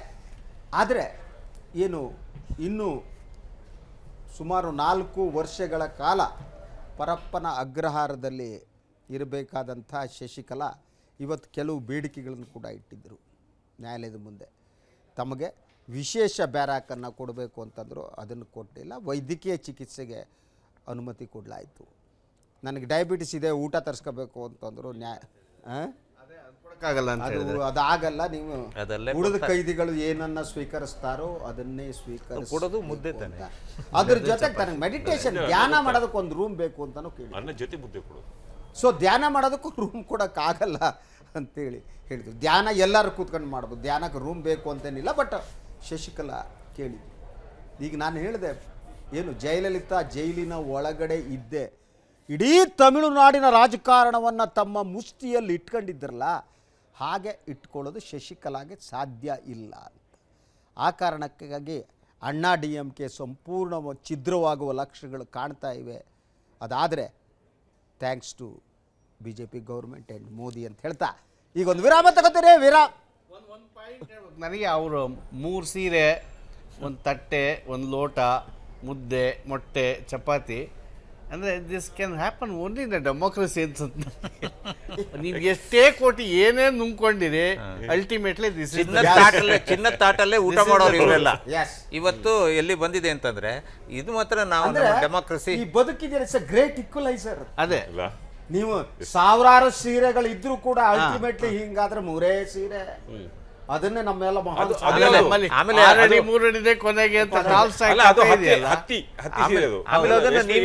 ನೀವೇ ಒಕ್ಕೋಬೇಕು, ಬೇರೆ ಒಕ್ಕೊಡೋದಿಲ್ಲ, ನೀವೇ ಒಗಿಬೇಕಾದ್ರೆ. ಆಮೇಲೆ ಇನ್ನೊಂದು ಇಲ್ಲಿ ನಾವು ಜನರಿಗೆ ಹೇಳ್ಬೋದಾದ್ದು, ಅವರಿಗೆ ಕಂಟ್ರೋಲ್ ಇಟ್ಕೊಳಕ್ ಆಗೋದಿಲ್ಲ ಹೇಳೋದಕ್ಕೆ ಇನ್ನೊಂದು ಏನು ಅಂದ್ರೆ, ಅವ್ರಿಗೆ ಯಾರು ಯಾವ ಇದು ನಿರ್ದೇಶನವನ್ನು ಕೊಡ್ಲಿಕ್ಕಾಗದೇ ಇರೋ ರೀತಿಯಲ್ಲಿ ಈಗ ಅವ್ರ ವ್ಯವಸ್ಥೆಲಿದ್ದಾರೆ. ಅಂದ್ರೆ ಅವ್ರ ಕೈನಲ್ಲಿ ಮೊಬೈಲ್ ಇಲ್ಲ, ಫೋನ್ ವ್ಯವಸ್ಥೆ ಇಲ್ಲ.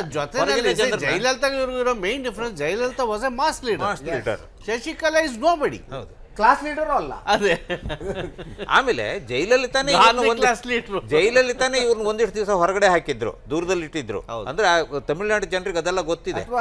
ಅವ್ರನ್ನ ಹಿಂಗ ಅನ್ಬೋದು, ಗ್ಲಾಸ್ ಲೀಡರ್ ಇರ್ಬೋದು, ಮಧ್ಯದ ಇದೆಲ್ಲ ಇದೆ ಅವ್ರದ್ದು ಕಂಪನಿಗಳು, ಗ್ಲಾಸ್ ಲೀಡರ್ ಅಂದ್ರೆ. ಪ್ರಿಯ ವೀಕ್ಷಕರೇ, ನೋಡ ತಮಿಳುನಾಡಿನ ರಾಜಕಾರಣ ಏನಾಗತ್ತೆ ಅನ್ನೋದು ಕುತೂಹಲಕರ. ಎಸ್, ನಾಳೆ ಹೊತ್ತಿಗೆ ಏನು ಡೆವಲಪ್ ಆಗುತ್ತೋ ಗೊತ್ತಿಲ್ಲ. ಇನ್ನೇನು ರಾಜ್ಯಪಾಲರು ಯಾವ ತೀರ್ಮಾನ ತಗೋತಾರೋ ಗೊತ್ತಿಲ್ಲ. ಒಟ್ಟಿನಲ್ಲಿ ತಮಿಳುನಾಡಿನ ರಾಜಕಾರಣ ಹಳ್ಳ ಹಿಡ್ದು ಹಾಕಲತ್ ಹೋಯ್ತು. BJP ವಿರುದ್ಧ ಕೆಂಡಾಮಂಡಲವಾಗಿರೋ KPCC BJP ರಾಜ್ಯಾಧ್ಯಕ್ಷ ಯಡಿಯೂರಪ್ಪ ಹಾಗೂ ಕೇಂದ್ರ ಸಚಿವ ಅನಂತಕುಮಾರ್ ವಿರುದ್ಧ ಲೋಕಾಯುಕ್ತಕ್ಕೆ ದೂರು ನೀಡಿದೆ. ಹಾಗೆಯೇ ACB ಕೂಡ ದೂರು ನೀಡಿದೆ. ಯಡಿಯೂರಪ್ಪ ಹಾಗೂ ಅನಂತಕುಮಾರ್ ತಮ್ಮ ಸ್ಥಾನಕ್ಕೆ ರಾಜೀನಾಮೆ ನೀಡಬೇಕು, ಇಲ್ಲದಿದ್ದಲ್ಲಿ ಜನತಾ ನ್ಯಾಯಾಲಯದ ಮುಂದೆ ಮುಖವಾಡ ಕಳಚೋದಾಗಿ KPCCಯ ಕಾನೂನು ಘಟಕ ಎಚ್ಚರಿಕೆ ನೀಡಿದೆ. ಬಿಎಸ್ವೈ ಅನಂತಕುಮಾರ್ ವಿರುದ್ಧ ಕಾನೂನು ಸಮರ. ಲೋಕಾಯುಕ್ತಕ್ಕೆ ದೂರು ನೀಡಿದ ಕೆಪಿಸಿಸಿ ಕಾನೂನು ಘಟಕ. ಕಾಂಗ್ರೆಸ್ ನಾಯಕರ ವಿರುದ್ಧ ಬಿಜೆಪಿ ರಾಜ್ಯಾಧ್ಯಕ್ಷ ಮಾಡಿದ ಸಾಕ್ಷ್ಯರಹಿತ ಆರೋಪ ಇದೀಗ ಬಿಎಸ್ವೈಗೆ ತಿರುಗುಬಾಣವಾಗಿದೆ. ಬಿಜೆಪಿ ಕಚೇರಿಯಲ್ಲಿ ಬಿಎಸ್ವೈ ಹಾಗೂ ಅನಂತಕುಮಾರ್ ನಡುವಣ ಸಂಭಾಷಣಾ ಸಿಡಿ ಬಹಿರಂಗ ಇದೀಗ ರಾಜಕೀಯದಲ್ಲಿ ಹೊಸ ಸಂಚಲನ ಮೂಡಿಸಿದೆ. ಈ ಸಂಬಂಧ ಕೆಪಿಸಿಸಿ ಕಾನೂನು ಘಟಕ ಕಾನೂನು ಹೋರಾಟ ಆರಂಭಿಸಿದೆ.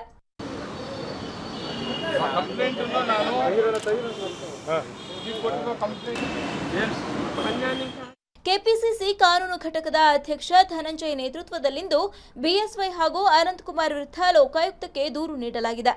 ಬಿಜೆಪಿ ನಾಯಕರು ತಮ್ಮ ಸ್ಥಾನಕ್ಕೆ ರಾಜೀನಾಮೆ ನೀಡಬೇಕು, ಬಿಜೆಪಿ ಕಚೇರಿಯನ್ನ ಮುಟ್ಟುಗೋಲು ಹಾಕಿ ತನಿಖೆ ನಡೆಸುವಂತೆ ದೂರಿನಲ್ಲಿ ಒತ್ತಾಯಿಸಲಾಗಿದೆ. ಬಿಎಸ್ವೈ ಹಾಗೂ ಅನಂತಕುಮಾರ್ ರಾಜೀನಾಮೆ ನೀಡದಿದ್ದಲ್ಲಿ ಅಂದು ಭ್ರಷ್ಟರು ಇಂದು ಭ್ರಷ್ಟರು ಎಂದು ಜನತಾ ನ್ಯಾಯಾಲಯದ ಮುಂದೆ ಹೋಗುವುದಾಗಿ ಧನಂಜಯ್ ಎಚ್ಚರಿಸಿದ್ದಾರೆ. ಬಿಜೆಪಿ ಆಫೀಸ್ ಕಚೇರಿಯಲ್ಲಿ ಇಮಿಡಿಯೇಟ್ಲಿ ಜಪ್ತಿ ಮಾಡಬೇಕಂತ ನಾನು ಹಾಗೂ ಭ್ರಷ್ಟಾಚಾರದ ಹಾಗೂ IPC ಕಾಯ್ದೆ ಅಡಿಯಲ್ಲಿ ಕಾನೂನು ಕ್ರಮ ಜರುಗಿಸಬೇಕೆಂದು ನಾನು ಇವತ್ತು ಮಾನ್ಯ ಗೌರವಾನ್ವಿತ ಲೋಕಾಯುಕ್ತ ಅವರಿಗೆ ಕಂಪ್ಲೇಂಟನ್ನು ದಾಖಲಿಸಿದ್ದೇನೆ. ಆ ಕಂಪ್ಲೇಂಟ್ ಬಂದು ಕಂಪ್ಲೇಂಟ್ BCD 335 335/2017 ಅಂತ ನಂಬರಲ್ಲಿ ಕೇಸು ರಿಜಿಸ್ಟರ್ ಆಗಿದೆ ಅಂತ ನಾನು ತಮಗೆಲ್ಲ ಹೇಳಕ್ಕೆ ಇಷ್ಟಪಡ್ತಾ ಇದ್ದೀನಿ.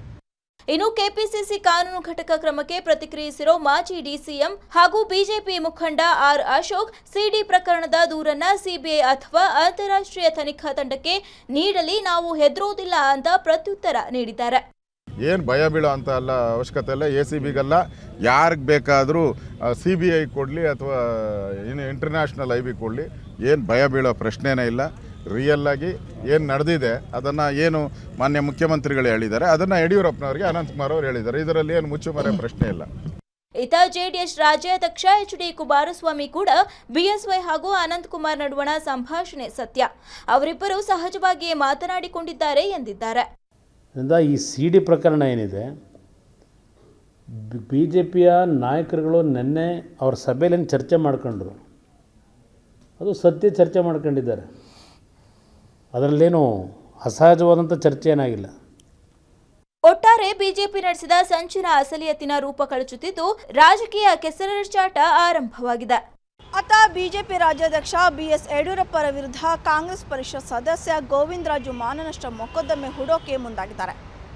ಇತ ಬಿಎಸ್ವೈ ಹಾಗೂ ಕೇಂದ್ರ ಸಚಿವ ಅನಂತಕುಮಾರ್ ವಿರುದ್ಧ ಕೆಪಿಸಿಸಿ ಕಾನೂನು ಘಟಕದ ಅಧ್ಯಕ್ಷ ಧನಂಜಯ್ ಲೋಕಾಯುಕ್ತಕ್ಕೆ ದೂರು ನೀಡಿದ್ದಾರೆ.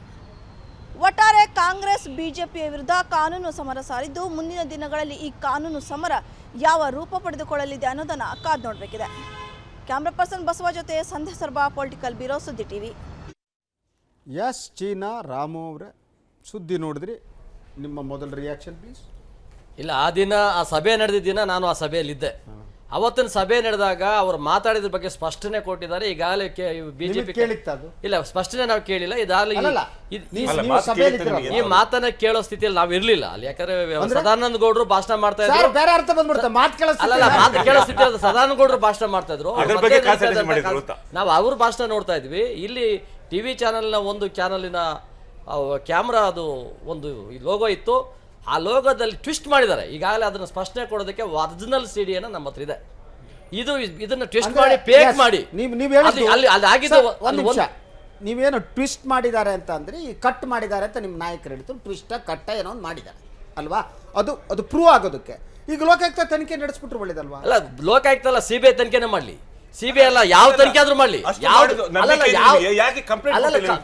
ಅಲ್ಲ, ಅದ್ರ ಕಂಪ್ಲೇಂಟ್ ಟ್ವಿಸ್ಟ್ ಮಾಡಿದ್ದಾರೋ ಅಥವಾ ಕಷ್ಟ ಮಾಡೋದ್ರ ಬಗ್ಗೆ ಈಗಾಗಲೇ ಮಾಹಿತಿ ಇದೆ. ನಾವು ಅದು ಈಗಾಗಲೇ ಒರಿಜಿನಲ್ CD ಕೊಡ್ಲಿ.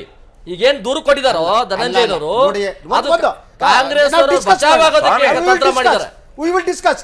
ಭಾಸ್ಕರ್, ಜನರಲಿ ಏನಿದೆ ಗೊತ್ತಾ, ಇಂಥ ಸಂದರ್ಭಗಳಲ್ಲಿ ಕಟ್ ಮಾಡಿದ್ರೆ ಒರಿಜಿನಲ್ ಇರ್ಬೇಕಾದ ಯಾರ ಹತ್ರ? ಬಿಜೆಪಿ ಅವರು ಇದೆ, ಒರಿಜಿನಲ್ ಇದೆ. ಒಂದು ನಿಮಿಷ, ನೀವು ಬಿಡುಗಡೆ ಮಾಡಿದ್ರೆ ಬಾಯಿ ಮುಚ್ಚಿಬಿಡ್ತಿದ್ರಲ್ಲ ಇವರೆಲ್ಲ. ಅಲ್ಲ, ಈಗಾಗಲೇ ಕೇಳದಲ್ಲ, ಅವಾಗಲೇ ಸುಮ್ಮನಿದ್ರು ಇವರು. ಅಸೆಂಬ್ಲಿಯಲ್ಲಿ ಮುಖ್ಯಮಂತ್ರಿಗಳು ಇವರು ಬೆಂಗಳೂರು ನಗರಾಭಿವೃದ್ಧಿ ಜಾರ್ಜ್ ತೋರಿಸಿದ್ರಪ್ಪ, ಇಲ್ಲಿದೆ ನೋಡಿ ಈಗ ನೋಡಿ, ಶಪಥ ತಗೊಂಡ್ಬಿಟ್ಟು ಈಗ ಓಡೋಗ್ಬಿಟ್ರಿ. ನಮ್ಗೆ ಯಾರೋ ಕೊಟ್ಟಂತ ಸಿಡಿ ಅದು. ನಮ್ಮ ಪಾಪ ನಮ್ಮಲ್ಲಿ ಲೀಗಲ್ ಸೆಲ್ ಅಧ್ಯಕ್ಷರು ಅಭಿನಂದಿಸಿನವ್ರನ್ನ ಎಷ್ಟು ಧೈರ್ಯವಾಗಿ ಹೋಗಿ ಕಂಪ್ಲೇಂಟ್ ಕೊಟ್ಟಿದ್ದಾರೆ. ಅಲ್ಲ, ಈಗ ಅಷ್ಟು ನಂಬಿಕೆ ಇದ್ದು ನೀವ್ ಯಾಕೆ ಕೊಡ್ತಾ ಇಲ್ಲ? ಕಾಂಗ್ರೆಸ್ನವರು ಭ್ರಷ್ಟಾಚಾರವನ್ನ ಮುಳುಗಿಸೋದಕ್ಕೆ ಇದನ್ನ ಬಳಸ್ಕೊಳ್ತಾ ಇದಾರೆ ವಿನ ಅವತ್ತು ಏನು ಅನಂತಕುಮಾರ್ ಮಾತಾಡಿದ್ರು ಅದ್ರ ಹಿಂದಿನ ದಿನ ಸಿಎಂ ಸಿದ್ದರಾಮಯ್ಯ ಜೊತೆ ನಡೆದ ಸಂಭಾಷಣೆಯ ತುಳುಕ ಮಾತ್ರನೇ ಸಿದ್ದರಾಮಯ್ಯನವರು ಹೇಳಿದ್ದೇನು, ನೀವು ಇದ್ದಾಗ ಕೊಟ್ಟಿಲ್ವಾ, ನಾವು ಕೊಟ್ಟಿದ್ದೇವೆ ಆದ್ರೆ ಅಷ್ಟೊಂದು ಕೊಟ್ಟಿಲ್ಲ, ನಾವು ಕಡಿಮೆ ಕೊಟ್ಟಿದೀವಿ ಅಂತ ಮಾತಾಡಿದ್ದನ್ನ ಅವರು ಇವ್ರಿಗೆ ಹೇಳ್ತಾ ಇದ್ದಿದ್ದು ಅಷ್ಟೇ. ಅದು ಬಿಟ್ರೆ ಯಾರೇ ಯಾವುದೇ ಪ್ರಯತ್ನ ಮಾಡ್ತಾ ಇದ್ದಾರೆ, ಬೇರೆ ಉದ್ದೇಶ ಅಲ್ಲ. ಈಗಾಗಲೇ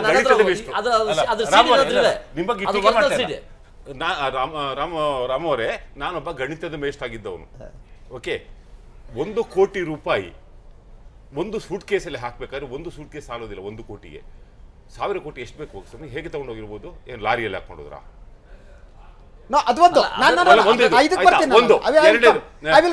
ಇನ್ನೇನು ಅಲ್ಲ, ನನಗಿರುವ ಪ್ರಶ್ನೆ, ನೀವು ಹೇಳಿದ್ರಲ್ಲ ಬತ್ತಿದ್ದಿದ್ರಿ ಅಂತ. ಸಾಧಾರಣವಾಗಿ ಇನ್ನೊಬ್ಬರು ಹೇಳಿದ್ದನ್ನು ನಾವು ಕೋಟ್ ಮಾಡೋದಿದ್ರೆ ಗ್ರಾಮರ್ನಲ್ಲಿ ಹೆಂಗೆ ಹೇಳ್ತೀವಿ ಹೇಳಿ? ನೀವು ಕನ್ನಡ ಹೋರಾಟಗಾರರು, ನನಗಿಂತ ನಿಮ್ಮ ಕನ್ನಡ ಭಾಷೆ ಚೆನ್ನಾಗಿ ಗೊತ್ತು. ಕನ್ನಡ ಭಾಷೆಗಾಗಿ ಹೋರಾಟ ನಡೆಸಿ ಬಂದವ್ರು. ನಾವೇನು ಹೋರಾಟ ಮಾಡಿದ್ರೆ ಚೂರು ಪಾರ್ ಕಲ್ತವ್ರು. I want to know. ಈಗ ನೀವು ಹೇಳಿದಿರಿ ಅಂತ ನಾನು ಅವ್ರಿಗೆ ಹೇಳೋದಿದ್ರೆ ಗ್ರಾಮರ್ನಲ್ಲಿ ನಾವು ಹೆಂಗೆ ಹೇಳ್ತೀವಿ? ಕೊಟೇಶನ್ ಮಾಡಿದರೆ ಬರವಣಿಗೆಯಲ್ಲಿ ಕೊಟೇಶನ್ ಮಾಡ್ತೀವಿ, ಕೋಟ್ ಅಂತ. ಬಾಯಲ್ಲಿ ಹೇಳ್ಬೇಕಾದ್ರೆ ಕೋಟ್ ಅಂತ ಹೇಳ್ಕೊಂಡು ಶುರು ಮಾಡ್ತೀವಿ ಏನ್ರಿ ರಾಮು? ಇಲ್ಲ, ಅದರ ಸಿಡಿಯಲ್ಲಿ ಇರ್ತಕ್ಕಂಥ ಸ್ಪಷ್ಟವಾದ ಮಾಹಿತಿ ಇದೆ. ಸಿದ್ದರಾಮಯ್ಯನವರು ನೀವಿದ್ದಾಗಲೂ ಕೊಟ್ಟಿದ್ದೀರಿ ಅಂತ ಅನಂತಕುಮಾರ್ ಅವ್ರಿಗೆ ಹೇಳ್ತಾರೆ. ಆಗ BSV ಅವ್ರು ಹೇಳಿದ್ದನ್ನ ಅವ್ರು ಹೇಳ್ತಾ ಇದ್ದಾರೆ. ಅವಾಗ ಹೇಳ್ತಾರೆ BSV ಶಂಕರ್ ಇಲ್ಲ, ಇಲ್ಲಿ ಬಹಳ ಸಿಂಪಲ್ ಇದು. ಈಗ ರಾಮ್ ಅವ್ರು ಹೇಳೋ ಆರ್ಗ್ಯುಮೆಂಟ್ ಒಪ್ಕೊಳ್ಳೋಣ. ಈ ಸಿಡಿಯನ್ನು ಕಟ್ ಮಾಡಿದ್ದಾರೆ, ಫೈನ್. ಆಡಿಯೋ ಕಟ್ ಮಾಡಿದ್ದಾರೆ, ಫೈನ್. ಇವ್ರಿಗೆ ಅದು ಅಲ್ಲ ಅಂತ ಹೇಳೋದಕ್ಕೆ ಎಲ್ಲ ಅವಕಾಶ ಇತ್ತು.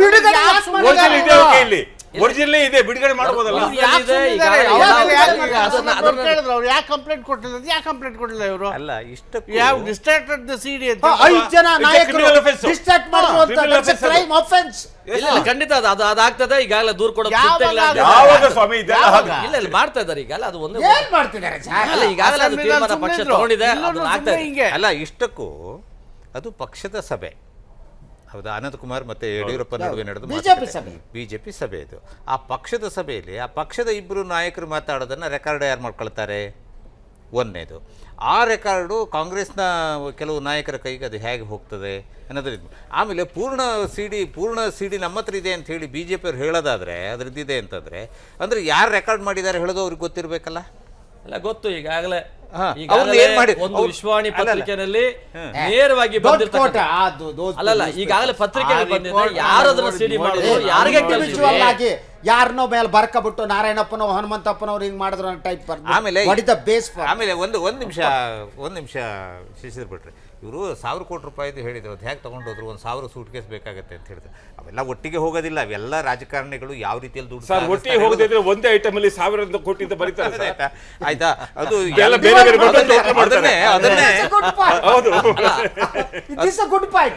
ಒಂದೇ ಸಲ ಒಂದ್ಸಲ ಕಳಿಸಿದ್ದನ್ನ ನೀವು ಕಳಿಸಿದ್ರೆ ಸಪರೇಟ್ ಆಗಿ ಬರೀತೀರಿ. ಒಟ್ಟು ಟೋಟಲ್ ಸೇಲ್ ಬರೆಯಲ್ಲ. ಯಾರು ಬರೆಯಲ್ಲ.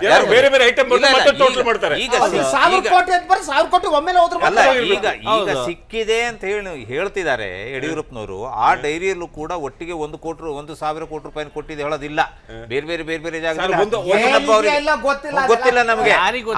ಆದ್ರೆ ಡೈರಿಯಲ್ಲಿ ನಮೂದಾಗದ್ದನ್ನ ನಾನು ಮೊನ್ನೆನೇ ಚರ್ಚೆಯಲ್ಲಿ ಸಂದರ್ಭ ಬಂದಾಗ ಹೇಳಿದೆ. ಅವರು ಒಂದು IT ರೈಡಲ್ಲಿ ನಾನು ಪ್ರತ್ಯಕ್ಷ ದರ್ಶಿಯಾಗಿದ್ದೆ. ಅಲ್ಲಿ ಸೀಜಾದ ಒಂದು ಡೈರಿಯಲ್ಲಿ ಒಬ್ಬ ನಾಯಕರ ಹೆಸರನ್ನು ಹಾಕಿ ಅವ್ರ ಇನಿಷಿಯಲ್ ಮಾತ್ರ ಹಾಕಿ ಅವರಿಗೆ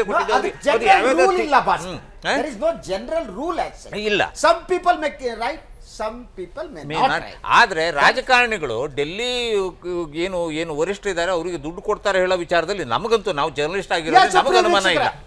ಅಲ್ಲ, ನಾನೊಂದು ಪಕ್ಷದ ಸದಸ್ಯನಾಗಿ ಮತ್ತು ಒಬ್ಬ ರಾಜಕಾರಣಿ ಆಗಿದ್ದುಕೊಂಡು ಹೇಳ್ತೇನೆ, ಖಂಡಿತವಾಗಿ ಈ ಎಲ್ಲಾ ರಾಜಕೀಯ ಪಕ್ಷಗಳು, ಬಿಜೆಪಿ ಸೇರಿ ಕಾಂಗ್ರೆಸ್ ಸೇರಿದಂತೆ ಜನತಾ ದಳವು ಸೇರಿದಂತೆ ಎಲ್ಲಾ ಪಕ್ಷಗಳು ಬೇಕಾಗುತ್ತೆ. ಆದ್ರೆ ಎಷ್ಟು ಅಂತ ಹೇಳೋದು ಮಾತ್ರ ಇಲ್ಲಿಂದ ಯಾರಾದ್ರೂ ಇಲ್ಲೊಬ್ಬ ದೂತನ ಕೈಲಿ ಕೊಟ್ಟು ಹಣ ಕಳಿಸೋದಿಲ್ಲ ಯಾರು. ಹೌದು, ಅಲ್ಲಿಂದಲೇ ಬಂದಿರ್ತಾರೆ ಅವರು. ಹೀಗಿದೆ ಪ್ರಾಬ್ಲಮ್, ಅಲ್ಲಿ ಆ ರಾಜ್ಯದಲ್ಲಿ ಆ ಎಲೆಕ್ಷನ್ ಇದೆ, ಈ ರಾಜ್ಯದಲ್ಲಿ ಎಲೆಕ್ಷನ್ ಇದೆ, ನಿಮ್ಗೆ ಸ್ವಲ್ಪ ಸಹಾಯ ಮಾಡಿ ಹಾಗೆ ಅಂತ ಕೇಳ್ತಾರೆ. ಇಲ್ಲಿ ಕೊಡೋದ್ರೆ ಸರ್ಕಾರ ದುಡ್ಡಲ್ಲ, ಇವ್ರು ಯಾರಿಗೊಬ್ರಿಗೆ ಫೋನ್ ಮಾಡ್ತಾರೆ, ನೋಡಪ್ಪ ಸ್ವಲ್ಪ ಇದ್ದಾರೆ, ಸ್ವಲ್ಪ ಇದು ಮಾಡಿ ಅಂತ ಹೇಳಿ. ಕಾಂಟ್ರಾಕ್ಟ್ಗಳು ಇದೆಲ್ಲ ಫೋನ್ ಮಾಮೂಲು. ಮಾಡ್ತಾರೆ, ಕಾಂಟ್ರಾಕ್ಟ್ಗಳು ಹೌದು, ಕೊಡ್ತಾರೆ. ಎಲ್ಲ ಪಾರ್ಟಿಯವರು ಸರ್, ಎಲ್ಲ ನಾವು ಪಾರ್ಟಿಯವರು. ನೀವು ಅಂತಲ್ಲ, ಎಲ್ಲ ಪಾರ್ಟಿಗಳು. ನಾ ಅದಕ್ಕೆ ಅವತ್ತು ಅನಂತಕುಮಾರ್ ಅದನ್ನೇ ಹೇಳಿದ್ರು ಪಾಪ. ಅಲ್ಲ ಅವತ್ತು ಬಟ್ರೆ ನಾನು ಇಲ್ಲಿ ಇದು ಮೊದಲ ದಿವಸ ಯಡಿಯೂರಪ್ಪನವರು ಬಾಂಬ್ ಹಾಕಿದ್ರು ಹೇಳಲ್ಲ ಏನು ಬಂತು, ಅವತ್ತು ನಾನು ಒಂದು ಮಾತನ್ನು ಹೇಳಿದ್ದೆ, ಗಾಜಿನ ಮನೆಯಲ್ಲಿ ಕೂತವರು ಇನ್ನೊಬ್ಬರ ಮೇಲೆ ಕಲ್ಲು ಹೊಡಿಬಾರ್ದು ಅಂತ. ಪ್ರಿಯ ವೀಕ್ಷಕರೇ, ಅವತ್ತು ಹೇಳಿದ್ದೆ ನಾನು. ಈಗ ಲೋಕಾಯುಕ್ತ ಮತ್ತು ACBಯ ಮುಂದೆ ಈ ಪ್ರಕರಣ ಇದೆ. ಸೊ ಲೋಕಾಯುಕ್ತರು ನೆಕ್ಸ್ಟ್ ಏನು ಮಾಡಬೇಕು? ಅವರು ಈಗಾಗಲೇ ಏನು ದೂರನ್ನು ಸ್ವೀಕರಿಸಿದ್ದಾರೆ. ಲೋಕಾಯುಕ್ತ ಪೊಲೀಸರು ಇದ್ರ ಬಗ್ಗೆ ತನಿಖೆ ನಡೆಸಬೇಕಾಗುತ್ತೆ. ತನಿಖೆ ನಡೆಸಿದ್ರೆ ಏನು ಮಾಡಬೇಕು? ಯಾರನ್ನು ಕೇಳಬೇಕು ಅವರು? ಮೊದಲನೇದಾಗಿ ಅವರು ಯಾವ CD ಏನಿದೆ ಮಾಧ್ಯಮಗಳೆಲ್ಲ ಬಂದಿದೆ ಅದನ್ನು ತೆಗೆದುಕೊಂಡು ಅದನ್ನು ಒಂದು ಕಡೆ ನೋಡಬೇಕು. BJP ಅವ್ರ ಹತ್ರ ನಿಮ್ಮ ಹತ್ರ ಬೇರೆ ಇದೆಯಾ, ನಿಮ್ಮದು ದೂರಿದೆ, ನೀವು ಅದನ್ನು ಕೇಳಬೇಕು. ಬೇರೆ ಏನು CD ಏನಿದೆ ಅದನ್ನು ಫುಲ್ ಇದ್ದರೆ ಅವರು ಒದಗಿಸ್ಬೇಕು. ಅದರ ನಂತರ ಅದರ ಜೊತೆಗೆ ಅವರಿಬ್ಬರನ್ನ ಕೂರಿಸಿ ಅದೇ ಜಾಗದಲ್ಲಿ ಪುನಃ ಮಾತಾಡಿಸ್ಬೋದು. ಅದರ ಜೊತೆಗೆ ಈ ಇಬ್ಬರು ನಾಯಕರ ವಿಚಾರಣೆ ನಡೆಸಬೇಕೀಗ. ಯಡಿಯೂರಪ್ಪನವ್ರು ವಿಚಾರಣೆ ನಡೆಸಬೇಕು, ಅನಂತಕುಮಾರ್ ಅವರು ವಿಚಾರಣೆ ನಡೆಸಬೇಕು. ಯಡಿಯೂರಪ್ಪನವ್ರಿಗೆ ಲೋಕಾಯುಕ್ತ ವಿಚಾರಣೆ ನಡೆಸೋದು ಮೊದಲನೇ ಬಾರಿ ಏನಲ್ಲ, ಅವರು ಅದರಲ್ಲಿ ಸಾಕಷ್ಟು ಅನುಭವ ಇದೆ, ಪಳಗಿದ್ದಾರೆ. ಅನಂತಕುಮಾರ್ ಏನೋ ಮಾತಾಡೋಕ್ಕೆ ಹೋಗ್ಬಿಟ್ಟು ಅವ್ರಿಗೆ ದಾರಿಗೆ ಗೊತ್ತಿದೆ, ಲೋಕಾಯುಕ್ತಕ್ಕೆ ಗೊತ್ತಿದೆ, ಲೋಕಾಯುಕ್ತಕ್ಕೆ ಅವ್ರಿಗೆ ಗೊತ್ತಿದೆ, ಹತ್ತಿರದ ಸಂಬಂಧ ಇದೆ ಲೋಕಾಯುಕ್ತಕ್ಕೂ ಯಡಿಯೂರಪ್ಪನವ್ರಿಗೆ. ಸಮಸ್ಯೆ ಅನಂತಕುಮಾರ್ ಅದೇನೋ ಇಲ್ದಿದ್ದ ಬೆಟ್ಟ ಎಳೆದ್ಬಿಟ್ಟು ತಲೆ ಮೇಲೆ ಹಾಕೊಂಡು ಅನ್ನಂಗೆ ಏನೋ ಎಳೆಯಕ್ಕೆ ಹೋಗ್ಬಿಟ್ಟು ತಲೆ ಮೇಲೆ ಹಾಕೊಂಡು ಅವ್ರಿಗೆ ಲೋಕಾಯುಕ್ತ ಎದುರು ಹೋಗಬೇಕಾಗಿದೆ. ಅದ್ರ ಜೊತೆ ACB ಕೂಡ ಇದ್ರ ಬಗ್ಗೆ ತನಿಖೆ ನಡೆಸೋ ಸಾಧ್ಯತೆ ಇದೆ. ಆದ್ದರಿಂದ ಮುಂದೇನಾಗುತ್ತೆ ಅನ್ನೋದನ್ನು ಪರದೆಯ ಮೇಲೆ ನೋಡೋಣ ಅಂತೇಳಿ ಭಾರತೀಯ ಬಾಹ್ಯಾಕಾಶ ಸಂಶೋಧನಾ ಸಂಸ್ಥೆ ಇಸ್ರೋ ಮತ್ತೊಂದು ಮೈಲುಗಲ್ಲು ಸಾಧಿಸಿದೆ. ಏಕಕಾಲಕ್ಕೆ 104 ಉಪಗ್ರಹಗಳನ್ನು ಯಶಸ್ವಿಯಾಗಿ ಕಕ್ಷೆಗೆ ಸೇರಿಸುವ ಮೂಲಕ ಇತಿಹಾಸ ಬರೆದಿದೆ. ಈ ಮೂಲಕ ಇಸ್ರೋ ವಿಶ್ವದ ಗಮನವನ್ನು ಸೆಳೆದಿದೆ. ಐತಿಹಾಸಿಕ ದಾಖಲೆ ಬರೆದ ಭಾರತೀಯ ಬಾಹ್ಯಾಕಾಶ ಸಂಸ್ಥೆ ಏಕಕಾಲಕ್ಕೆ 104 ಉಪಗ್ರಹಗಳ ಯಶಸ್ವಿ ಉಡಾವಣೆ. ಇಂದು ಬೆಳಗ್ಗೆ 9:28ಕ್ಕೆ ಏಕಕಾಲಕ್ಕೆ 104 ಉಪಗ್ರಹಗಳನ್ನು ಹೊತ್ತ PSLV C-37 ಬಾರ್ ಕ್ಯಾಟೋಸ್ಯಾಟ್ 2 ಬಾಹ್ಯಾಕಾಶ ನೌಕೆ ಯಶಸ್ವಿಯಾಗಿ ನಭಕ್ಕೆ ಚಿಮ್ಮಿದೆ. ಆಂಧ್ರಪ್ರದೇಶದ ಶ್ರೀಹರಿಕೋಟಾದಲ್ಲಿರೋ ಸತೀಶ್ ಧವನ್ ಬಾಹ್ಯಾಕಾಶ ಕೇಂದ್ರದಿಂದ ಇಸ್ರೋ ನಿರ್ಮಿತ 2 ಉಪಗ್ರಹಗಳು ಸೇರಿದಂತೆ 104 ಉಪಗ್ರಹಗಳನ್ನು ಉಡಾವಣೆ ಮಾಡಲಾಗಿದೆ. ಈ ಮೂಲಕ ಭಾರತೀಯ ಬಾಹ್ಯಾಕಾಶ ಸಂಸ್ಥೆ ಮೈಲುಗಲ್ಲು ಸಾಧಿಸಿದೆ. 10 ಗಂಟೆಗೆ ಎಲ್ಲ 104 ಉಪಗ್ರಹಗಳು ಯಶಸ್ವಿಯಾಗಿ ಕಕ್ಷೆ ಸೇರಿವೆ. ಇದರಲ್ಲಿ ಅಮೆರಿಕದ 96, Germany, Israel, UAE, Netherlands, Belgium उपग्रहಗಳು ಕೂಡ ಸೇರಿವೆ. पा रहे होंगे कुछ अमेरिका के, कुछ स्विट्जरलैंड के और नीदरलैंड के, इस तरीके से विभिन्न उपभोक्ता जो हैं हमारे साथ NRSC के निदेशक महोदय. ಇನ್ನು ಈ ಬಾರಿಯ ಉಡಾಯನದ ವಿಶೇಷತೆಗಳು ಏನು ಅಂದ್ರೆ 44.4 ಮೀಟರ್ ಎತ್ತರದ 320 ಟನ್ ತೂಕದ ರಾಕೆಟ್ 104 ಉಪಗ್ರಹಗಳನ್ನು ಯಶಸ್ವಿಯಾಗಿ ಉಡಾವಣೆ ಮಾಡಿದೆ. ಈ ಮೊದಲು ಯಾವುದೇ ದೇಶ ಈ ರೀತಿ ಏಕಕಾಲಕ್ಕೆ 104 ಉಪಗ್ರಹಗಳನ್ನು ಉಡಾವಣೆ ಮಾಡಿಲ್ಲ. ಹೀಗಾಗಿ ಇದು ಇಸ್ರೋದ ಸಾಧನೆ. ರಷ್ಯಾ 2014ರಲ್ಲಿ ಏಕಕಾಲಕ್ಕೆ 37 ಉಪಗ್ರಹಗಳನ್ನು ಉಡಾಯಿಸಿತ್ತು. ಇನ್ನು ಉಡಾಯನವಾದ ಉಪಗ್ರಹಗಳಲ್ಲಿ 88 ಚಿಕ್ಕ ಉಪಗ್ರಹಗಳಿದ್ದು ಭೂವೀಕ್ಷಣಾ ಕಾರ್ಯ ಮಾಡಲಿವೆ. 18 ನಿಮಿಷದಲ್ಲಿ ಉಪಗ್ರಹ ಕಕ್ಷೆ ಸೇರಿದೆ. PSLV C-37 has put in the Cartosat 2 series satellite, and all the remaining 103 satellites have been successfully put into the orbit by this launch vehicle. My hearty congratulations to the entire ISRO team for the wonderful job they have done. Just now, Prime Minister has conveyed his congratulations to the entire ISRO team for the wonderful job they have done, and he said, keep it up. ಇನ್ನು ಇಸ್ರೋ ಸಾಧನೆಗೆ ಪ್ರಧಾನಿ ನರೇಂದ್ರ ಮೋದಿ, ರಾಷ್ಟ್ರಪತಿ ಪ್ರಣಬ್ ಮುಖರ್ಜಿ ಹಾಗೂ AICC ಅಧ್ಯಕ್ಷೆ ಸೋನಿಯಾ ಗಾಂಧಿ ಅಭಿನಂದನೆ ಸಲ್ಲಿಸಿದ್ದಾರೆ. ಈ ಸಾಧನೆ ದೇಶಕ್ಕೆ ಹೆಮ್ಮೆಯ ವಿಚಾರ ಅಂತ ಮೋದಿ ಬಣ್ಣಿಸಿದ್ದಾರೆ. 104 ಉಪಗ್ರಹಗಳನ್ನು ಏಕಕಾಲಕ್ಕೆ ಉಡಾಯನ ಮಾಡುವ ಮೂಲಕ ದೇಶವೇ ಹೆಮ್ಮೆ ಪಡುವಂತಹ ಸಾಧನೆಯನ್ನ ಇಸ್ರೋ ವಿಜ್ಞಾನಿಗಳು ಮಾಡಿದ್ದಾರೆ ಅಂತ ಸೋನಿಯಾ ಗಾಂಧಿ ಮೆಚ್ಚುಗೆ ವ್ಯಕ್ತಪಡಿಸಿದ್ದಾರೆ. भारत के वैज्ञानिकों ने एक साथ, ये दुनिया का सबसे बड़ा रिकॉर्ड है, एक साथ 104 सैटेलाइट लॉन्च किए. अरे मेरे देश के वैज्ञानिकों ने आज अवकाश में भी सेंचुरी पार कर दी भाई. और उसमें 3 हमारे देश के हैं, लेकिन 101 हमारे वैज्ञानिकों ने जो सैटेलाइट लॉन्च किए वो दुनिया के और देशों के सैटेलाइट थे जो हमारे वैज्ञानिकों ने हिंदुस्तान में से लॉन्च किया भाइयों। ಏಕಕಾಲಕ್ಕೆ 104 ಉಪಗ್ರಹ ಉಡಾವಣೆ ಮಾಡುವ ಮೂಲಕ ಇಸ್ರೋ ವಿಶ್ವ ದಾಖಲೆ ಬರೆದಿದೆ. 2015ರಲ್ಲಿ ಇಸ್ರೋ ಏಕಕಾಲಕ್ಕೆ 23 ಉಪಗ್ರಹಗಳನ್ನು ಉಡಾವಣೆ ಮಾಡಿತ್ತು. ಇದು ಇಸ್ರೋದ ಮತ್ತೊಂದು ಐತಿಹಾಸಿಕ ಸಾಧನೆಯಾಗಿದ್ದು ಇಸ್ರೋ ಮತ್ತೆ ವಿಶ್ವದ ಗಮನ ಸೆಳೆದಿದೆ. ನ್ಯೂಸ್ ಡೆಸ್ಕ್ ಸುದ್ದಿ ಟಿವಿ. ಎಸ್, ಈ ಬಾಹ್ಯಾಕಾಶ ಕ್ಷೇತ್ರ ಏನಿದೆ ಇವತ್ತು ಅದು $300 ಬಿಲಿಯನ್ ಮಾರುಕಟ್ಟೆ. ಈ ಮಾರುಕಟ್ಟೆಯನ್ನು ಭಾರತ ಪ್ರವೇಶಿಸಿದ್ದೇನಿದೆ ಇದು ದೀರ್ಘಕಾಲೀನವಾಗಿ ತುಂಬ ಮಹತ್ವದ್ದು. ಎಸ್, ಭಾರತ ಮೊದಲಿನ ಆರ್ಯಭಟವನ್ನು 70ರ ದಶಕದಲ್ಲಿ ಹಾರಿಸ್ತು. ಆವಾಗ ಸಣ್ಣದಾಗಿ ಪ್ರಾರಂಭವಾಗಿದ್ದ ಇಸ್ರೋ ಇವತ್ತು ನಾಸಾ ಜೊತೆ ಕಾಂಪೀಟ್ ಮಾಡುವ ಸ್ಪರ್ಧಿಸುವ ಒಂದು ಸ್ಥಿತಿಗೆ ಬಂದಿದೆ. ಆದರೆ ರಾಜಕಾರಣ ನೋಡಿ, ಪ್ರಧಾನಿಯವರು ಚುನಾವಣಾ ಭಾಷಣದಲ್ಲಿ ಅದನ್ನು ಮಾತನಾಡ್ತಾ ತಾವು ಕ್ರೆಡಿಟ್ ತಗೊಳ್ಳೋದಕ್ಕೆ ಟ್ರೈ ಮಾಡ್ತಾರೆ, ತಾವು ಮಾತ್ರ ಮಾಡಿದ್ವಿ. ಈ ಕಡೆ ಬಹುತೇಕ ನಮೋ ಬ್ರಿಗೇಡ್ನವರು ಅವರು ಇವರು ಇವತ್ತು ಫೇಸ್ಬುಕ್ನಲ್ಲಿ ಅಲ್ಲಿ ಇಲ್ಲಿ ನೋಡ್ತಾ ಇದ್ದೆ. 104 ಯಾಕೆ ಹಾರಿದೆ ಅಂದರೆ ಇವರು ನರೇಂದ್ರ ಮೋದಿಯವರು ಪ್ರಧಾನಿ ಆಗಿದ್ದರಿಂದ, ನರೇಂದ್ರ ಮೋದಿಯವರು ಪ್ರಧಾನಿ ಆದ್ದರಿಂದ 104 ಸ್ಯಾಟಲೈಟ್ ಹಾರ್ಸೋಕ್ಕಾಯಿತು. ಪ್ರಧಾನಮಂತ್ರಿ ಆಗಿದ್ದಾಗ ಪೋಖ್ರಾನ್ ಸ್ಫೋಟ ಕೂಡ ಬಿಜೆಪಿ ಸಾಧನೆ ಅಂತ ಪ್ರತಿಬಿಂಬಿಸಿದ್ರು. ಆದರೆ ಈ ಇಸ್ರೋ ಅಂತ ಸಂಸ್ಥೆ ಇದೆಯಲ್ಲ, ಅದು ಯಾವುದೇ ರಾಜಕೀಯ ಪಕ್ಷಕ್ಕೆ ಸೇರಿದಲ್ಲ. ಇಸ್ರೋ ರಾಜಕೀಯ ಪಕ್ಷದ ಏಜೆಂಟ್ ಅಲ್ಲ, ಅಲ್ಲಿರೋ ವಿಜ್ಞಾನಿಗಳು ಎಲ್ಲ ನರೇಂದ್ರ ಮೋದಿ ಅಭಿಮಾನಿಗಳಲ್ಲ. ಸೊ ಇಸ್ರೋ ಅದು ಇವತ್ತು ಈ ಬೃಹದಾಕಾರವಾಗಿ ಬೆಳೆಯುವುದಕ್ಕೆ ಹಲವರ ಕಾಂಟ್ರಿಬ್ಯೂಷನ್ ಇದೆ. ಪಕ್ಷ ರಾಜಕಾರಣ ಬೇರೆ, ಆದರೆ ಈ ರಾಜಕಾರಣಕ್ಕೆ ಇದು ಬಳಸ್ಕೊಳ್ಳುವ ನೋಡಿ ಗೆದ್ರು ಪ್ರಧಾನಿ ಎಲ್ಲಿ ಇಲೆಕ್ಷನ್ ಸ್ಪೀಚಲ್ಲಿ ಮಾತಾಡ್ತಾರೆ, ಅದೇ ಸ್ಟೈಲಲ್ಲೇ ಮಾತಾಡಿದ್ರು. ಅಲ್ಲ, ಈ ರಾಷ್ಟ್ರದ ಒಬ್ಬ ಪ್ರಧಾನಿಯಾಗಿ ವಿಜ್ಞಾನಿಗಳ ಸಾಧನೆಯನ್ನು ಅಭಿನಂದಿಸಿದ್ದಾರೆ ಅಷ್ಟೇ. ಅದು ಬಿಟ್ಟರೆ ಬೇರೆ ಏನೇನು ಹೇಳಿಲ್ಲ. ಇದು ಬಿಜೆಪಿ ಸಾಧನೆ ಅಂತ ಹೇಳಿಲ್ಲ, ರಾಷ್ಟ್ರದ ಸಾಧನೆ. ಅದು ರಾಷ್ಟ್ರದ ಪ್ರಧಾನಿಯಾಗಿ ಹೇಳಿದ್ದವರು ಅವರು ಬಿಜೆಪಿ ಸಾಧನೆ ಮಾಡಿದೆ ಅಂತ ಪ್ರಧಾನಮಂತ್ರಿ ಹೇಳಿದ್ರು. ರಾಷ್ಟ್ರ ಪ್ರೇಮದ ಬಗ್ಗೆ ಮಾತಾಡಿದ್ರಿಂದ ಆದ್ರೆ ರಾಮ್ ಅವರೇ, ಒಂದು ಈ ತರದ ಭಾಷಣಗಳಲ್ಲಿ ಅವರು ಎಲ್ಲೇ ಯಾವುದೇ ವೇದಿಕೆಯಲ್ಲಿ ಭಾಷಣ ಮಾಡ್ತಾ ಇರಲಿ, ಅದಲ್ಲ ಇಂಥದ್ದು ವಿಷಯಗಳನ್ನೆಲ್ಲ ಒಂದು ಪ್ರಸ್ತಾಪ ಮಾಡಬೇಕಿದ್ರೆ ಒಂದು ಲಯದಲ್ಲಿ ಒಂದು ಬದಲಾವಣೆ ಕಾಣ್ತದೆ. ಆ ಮಾತಿನ ಲಯದಲ್ಲಿ ಒಂದು ಬದಲಾವಣೆ ಕಾಣ್ತದೆ.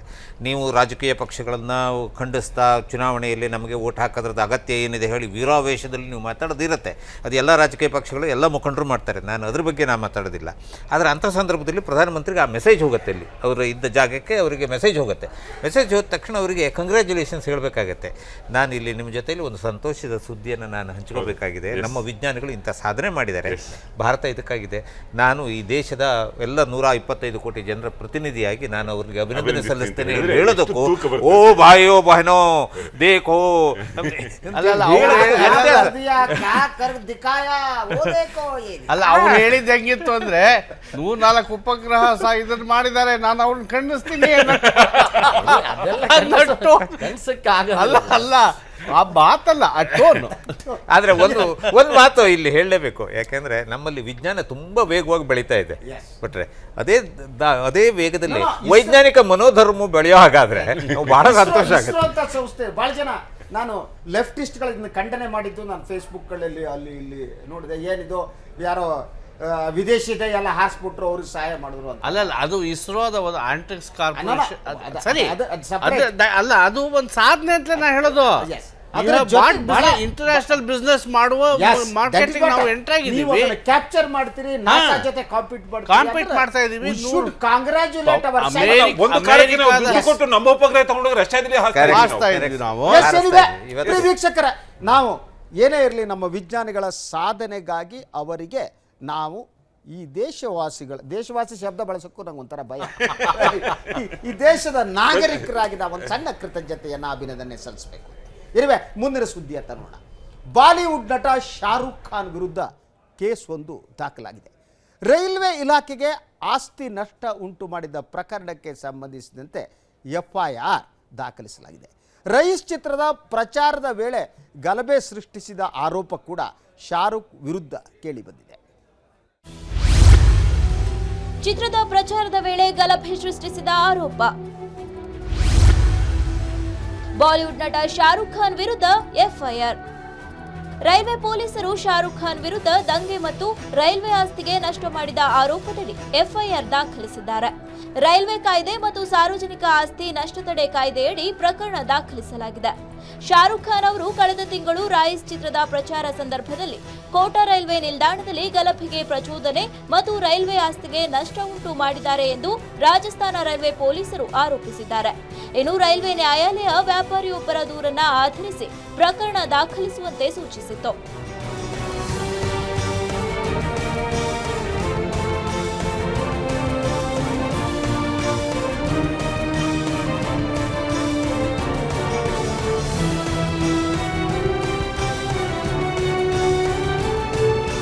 ಕ್ರಾಂತಿ ರಾಜಧಾನಿ ಎಕ್ಸ್ಪ್ರೆಸ್ ರೈಲನ್ನ ಮುಂಬೈ ಸೆಂಟ್ರಲ್ನಿಂದ ದೆಹಲಿವರೆಗೆ ಸಿನಿಮಾದ ಪ್ರಮೋಷನ್ಗಾಗಿ ಶಾರುಖ್ ಖಾನ್ ಬಳಸಿಕೊಂಡಿದ್ರು. ಈ ವೇಳೆ ರೈಲ್ವೆ ನಿಲ್ದಾಣದಲ್ಲಿ ಇಳಿದ ಸಂದರ್ಭದಲ್ಲಿ ತಾವು ಗಾಯಗೊಂಡಿದ್ದಾಗಿ ವಿಕ್ರಮ್ ಸಿಂಗ್ ಎಂಬುವರನ್ನ ಆಪಾದಿಸಿದ್ರು. ತಮ್ಮ ಹಣ, ವಸ್ತುಗಳು ಕಳೆದು ಹೋಗಿವೆ, ನನ್ನ ಲಗೇಜ್ ಬ್ಯಾಗ್ಗೆ ಹಾನಿ ಉಂಟಾಗಿದೆ ಅಂತ ಕೂಡ ಅವರು ಹೇಳಿದ್ರು. ಶಾರುಖ್ ಖಾನ್ ಅವರು ರೈಲ್ವೆ ನಿಲ್ದಾಣದಲ್ಲಿ ಕೋಲಾಹಲ ಸೃಷ್ಟಿಸಿದ್ದಾರೆ ಎಂದು ಕೂಡ ಅವರು ದೂರಿದ್ದರು.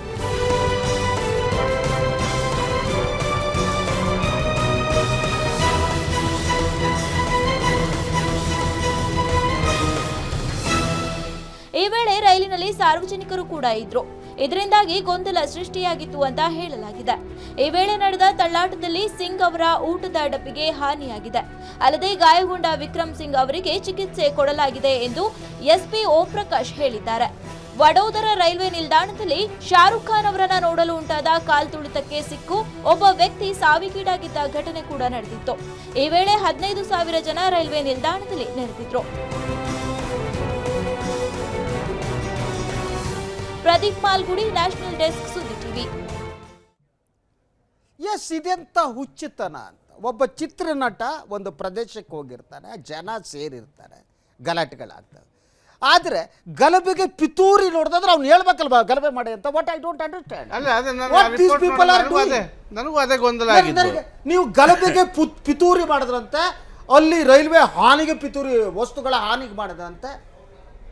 ಒಬ್ಬ ನಾಯಕ ನಟ ಅವನು ಚಿತ್ರದಕ್ಕೆ ಹೋಗಿದ್ದಾನೆ, ಅವನ ಅಭಿಮಾನಿಗಳು ಲಕ್ಷಾಂತರ ಜನ ಬಂದಿದ್ದಾರೆ. ಅಲ್ಲಿ ಬಂದಂಥ ಸಂದರ್ಭದಲ್ಲಿ ಜನ ಗಲಾಟೆ ಮಾಡಿದ್ದಾರೆ. ಹಾಗಿದ್ರೆ ದೊಂಬಿಗೆ ಪಿತೂರಿ ಮಾಡೋದು, ಪ್ರಚೋದನೆ ನೀಡೋದಂದ್ರೆ ಏನು? ಯಾವ ಕಾನೂನಿನಲ್ಲಿ? At least common sense. I don't understand. ದಯವಿಟ್ಟು ತಪ್ಪು ತಿಳ್ಕೊಬೇಡಿ. ಒಂದು ವೇಳೆ ಅದೇ ಕೆಲಸವನ್ನ ಧರ್ಮೇಂದ್ರ ಮಾಡಿದ್ರೆ ಈ ಕೇಸ್ ಆಗ್ತಿತ್ತ ಅಂತ ಸಂಶಯ ಇದೆ ನನಗೆ. ನನಗೂ ಆ ಸಂಶಯ ಇದೆ. I appreciate that. ಅದು ರಾಜಸ್ಥಾನದಲ್ಲಿ ಅಲ್ಲ, ರಾಜಸ್ಥಾನದಲ್ಲಿ ಇದು ಬೇಸಿಕಲಿ ನಿಮ್ಮ ರಾಜಸ್ಥಾನದಲ್ಲಿ ನಿಮ್ಮ ಸರ್ಕಾರ ಇದೆ ಚಿರಣ. ನೀವು ಹೇಳಿ, ಯಾವುದೇ ಒಬ್ಬ ನಟ ನಾಳೆ ಇಲ್ಲಿರೋರು ಹೋಗ್ತಾರೆ, ಶಿವರಾಜ್ ಕುಮಾರ್ ಹೋಗ್ತಾನೆ, ಯಶ್ ಹೋಗ್ತಾನೆ, ಇನ್ನೊಬ್ರು ಹೋಗ್ತಾನೆ. ನಟನ್ ನೋಡೋದಕ್ಕೆ 1000 ಜನ ನೆರೀತಾರೆ. ನೀವು ಹೋದ್ರೆ ಯಾರು ಬರಲ್ಲ, ನೀವು ಹೋದ್ರೆ ಬರ್ಬೋದು, ನಾವು ಹೋದ್ರೆ ಯಾವ ನನ್ನ ಮಗನು ಬರಲ್ಲ. ಜನ ನೆರೆದು ಬಿಡ್ತಾರೆ, ಬಂದಾಗ ಗಲಾಟೆ ಅಂತ ಯಾರ್ದು ಅಂಗಡಿ ಒಂದಾಗುತ್ತೆ.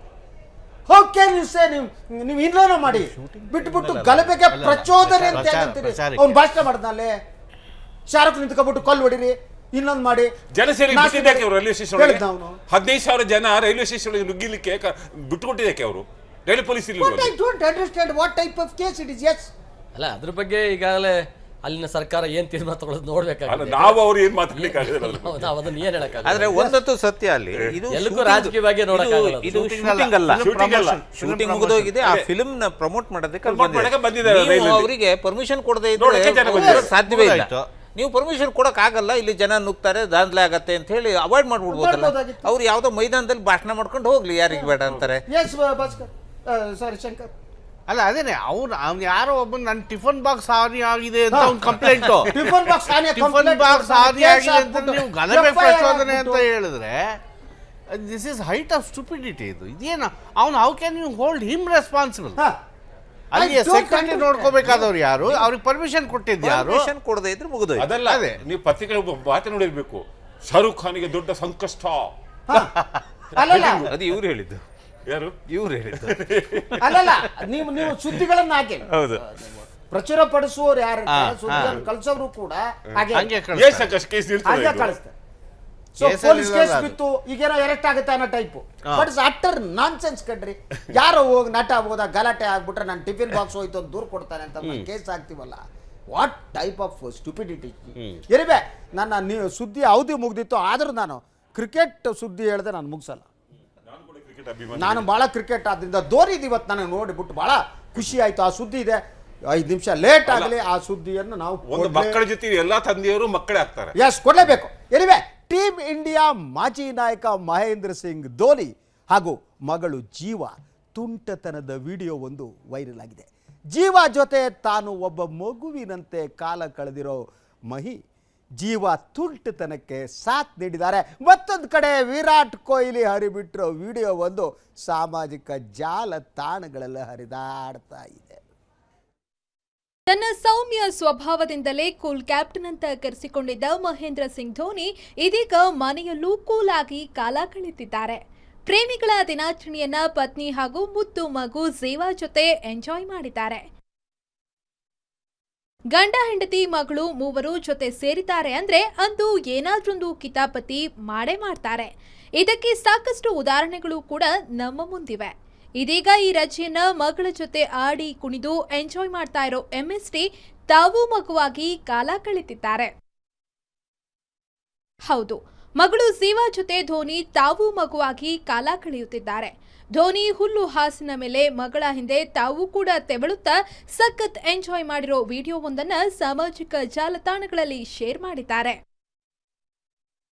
ಹಿಂದೆ ಕೂಡ ಧೋನಿ ಇಂಥದ್ದೇ ಅನೇಕ ವಿಡಿಯೋ ಮತ್ತು ಫೋಟೋಗಳನ್ನು ಸಾಮಾಜಿಕ ಜಾಲತಾಣಗಳಲ್ಲಿ ಶೇರ್ ಮಾಡಿದ್ರು. ಮಾಜಿ ನಾಯಕ ಒಂದು ಕಡೆಯಾದ್ರೆ ಸದ್ಯದ ಟೀಂ ಇಂಡಿಯಾ ನಾಯಕ ವಿರಾಟ್ ಕೊಹ್ಲಿ ಕೂಡ ಈ ವ್ಯಾಲೆಂಟೈನ್ಸ್ ಡೇಯನ್ನು ಗರ್ಲ್ ಫ್ರೆಂಡ್ ಜೊತೆ ಆಚರಿಸಿದ್ದಾರೆ. ಅನುಷ್ಕಾ ಜೊತೆಗಿನ ಸೆಲ್ಫಿ ಫೋಟೋವೊಂದನ್ನ ಅಪ್ಲೋಡ್ ಮಾಡಿ ನೀನು ಬಯಸಿದ್ರೆ ಪ್ರತಿದಿನವೂ ಪ್ರೇಮಿಗಳ ದಿನವೇ ಅಂತ ಸಾಮಾಜಿಕ ಜಾಲತಾಣದಲ್ಲಿ ಫೋಟೋ ಹರಿಬಿಟ್ಟಿದ್ದಾರೆ. ಮುದ್ದಾದ ಮಗಳು ಝೇವಾ ಧೋನಿ ವಿಡಿಯೋ ಫೋಟೋಗಳಿಗೆ ಅಭಿಮಾನಿಗಳು ಸಿಕ್ಕಾಪಟ್ಟೆ ಲೈಕ್ಸ್ ಕೊಟ್ಟಿದ್ರು. ಇದೀಗ ಈ ವಿಡಿಯೋಗೂ ಫ್ಯಾನ್ಸ್ ಫಿದಾ ಆಗಿದ್ದಾರೆ. ಕೊಹ್ಲಿ ಫೋಟೋ ಕೂಡ ಸಾಮಾಜಿಕ ಜಾಲತಾಣಗಳಲ್ಲಿ ಹರಿದಾಡ್ತಿದೆ. ಸ್ಪೋರ್ಟ್ಸ್ ಬ್ಯೂರೋ, ಸುದ್ದಿ ಟಿವಿ. ವಾಹ್, ವಾಟ್ ಎ ಬ್ಯೂಟಿಫುಲ್ ವಿಡಿಯೋ ಅಲ್ವಾ? ನಮ್ಮೆಲ್ಲ ರಾಜಕಾರಣ, ಜಗಳ ಮತ್ತೊಂದು ನಡುವೆ ಇಂಥದೇ ಕಣ್ರಿ ಮನಸ್ಸಿಗೆ ಸಂತೋಷ ಕೊಡುವಂಥದ್ದು. ಎಸ್, ಏನು ಮಹೇಂದ್ರ ಸಿಂಗ್ ಧೋನಿ ಆ ಮಗುವಿನ ಜೊತೆ ಆಟ ಆಡ್ತಿರುವ ವಿಜುವಲ್ಸ್ಗಳಿದೆ, ಎಷ್ಟು ಖುಷಿ. ಅದ್ರ ಜೊತೆಗೆ ವಿರಾಟ್ ಕೊಹ್ಲಿ ಲವ್ ಸಕ್ಸಸ್ ಆಗಲಿ ಕಣ್ರಿ, ಯಾವ ಲವ್ ಫೇಲ್ ಆಗಬಾರ್ದು. ಯಾರಾದ್ರೂ ರಿಯಾಕ್ಟ್ ಮಾಡ್ತಾರೆ? ನಾನು ಮುಗಿದೋಗ್ಬಿಟ್ಟಿದೆ. ಯು ವಾಂಟ್ ಟು ರಿಯಾಕ್ಟ್ ಹಸ್ತಬಜ್ಜಿ? ವಿಶೇಷ ಕಾರಣದ ಯಾಕೆಂದ್ರೆ ಎಲ್ಲ ಈಗ ಟೈಮ್ ಸಿಕ್ಕಿದೆ, ಈ ಸ್ಪೆಂಡಿಂಗ್ ಕ್ವಾಲಿಟಿ ಟೈಮ್. ಎಸ್, ಪ್ರಿಯ ವೀಕ್ಷಕರೇ, ಮಹೇಂದ್ರ ಸಿಂಗ್ ಧೋನಿ ತನ್ನ ಮುದ್ದು ಮಗು ಮತ್ತು ಮುದ್ದು ಹೆಂಡತಿಯ ಜೊತೆ ಸಮಯ ಕಳೆಯುವಂತಾಗಲಿ. ಹಾಗೇನೆ ನಮ್ಮ ವಿರಾಟ್ ಕೊಹ್ಲಿ ಅವನ ಪ್ರೀತಿ ಇದೆಯಲ್ಲ, ಆ ಪ್ರೇಮದ ಪಕ್ಷಿಗಳು ಹಾಗೆ ಹಾರಾಡ್ತಾ ಲವ್ ಮಾಡ್ತಾ ಮಾಡ್ತಾ ಮಾಡ್ತಾ ಇರಲಿ ಅಂತ ಹೇಳ್ತಾ ಇವತ್ತಿನ ಪ್ರೈಮ್ ನ್ಯೂಸ್ ಅನ್ನ ಮುಗಿಸ್ತಾ ಇದ್ದೀನಿ. ಯಾವುದ್ರಲ್ಲಿ ಪ್ರೀತಿ ಅಲ್ಲ? ಎಸ್, ಕೊಹ್ಲಿ ಆಟದಲ್ಲಿ ಸಿಕ್ಸರ್ ಬಾರಿಸ್ಲಿ, ಪ್ರೇಮದಲ್ಲಿ ಸಿಕ್ಸರ್ ಬಾರಿಸೋದು ಬೇಕೋ ಬೇಡವೋ ಗೊತ್ತಿಲ್ಲ ನನಗೆ. ಏನೇ ಇದಾಗಿತ್ತು ಇವತ್ತಿನ ಪ್ರೈಮ್ ನ್ಯೂಸ್. ನಾಳೆ ಮತ್ತೆ ಬರ್ತೀನಿ. ಇನ್ನಷ್ಟು ಸುದ್ದಿಗಳು, ಅತಿಥಿಗಳು, ಚರ್ಚೆ ಎಲ್ಲ ಇರುತ್ತೆ ಅಂತ ಹೇಳ್ತಾ ಅಲ್ಲಿವರೆಗೆ ಬಾಯ್ ಆ್ಯಂಡ್ ಗುಡ್ ನೈಟ್.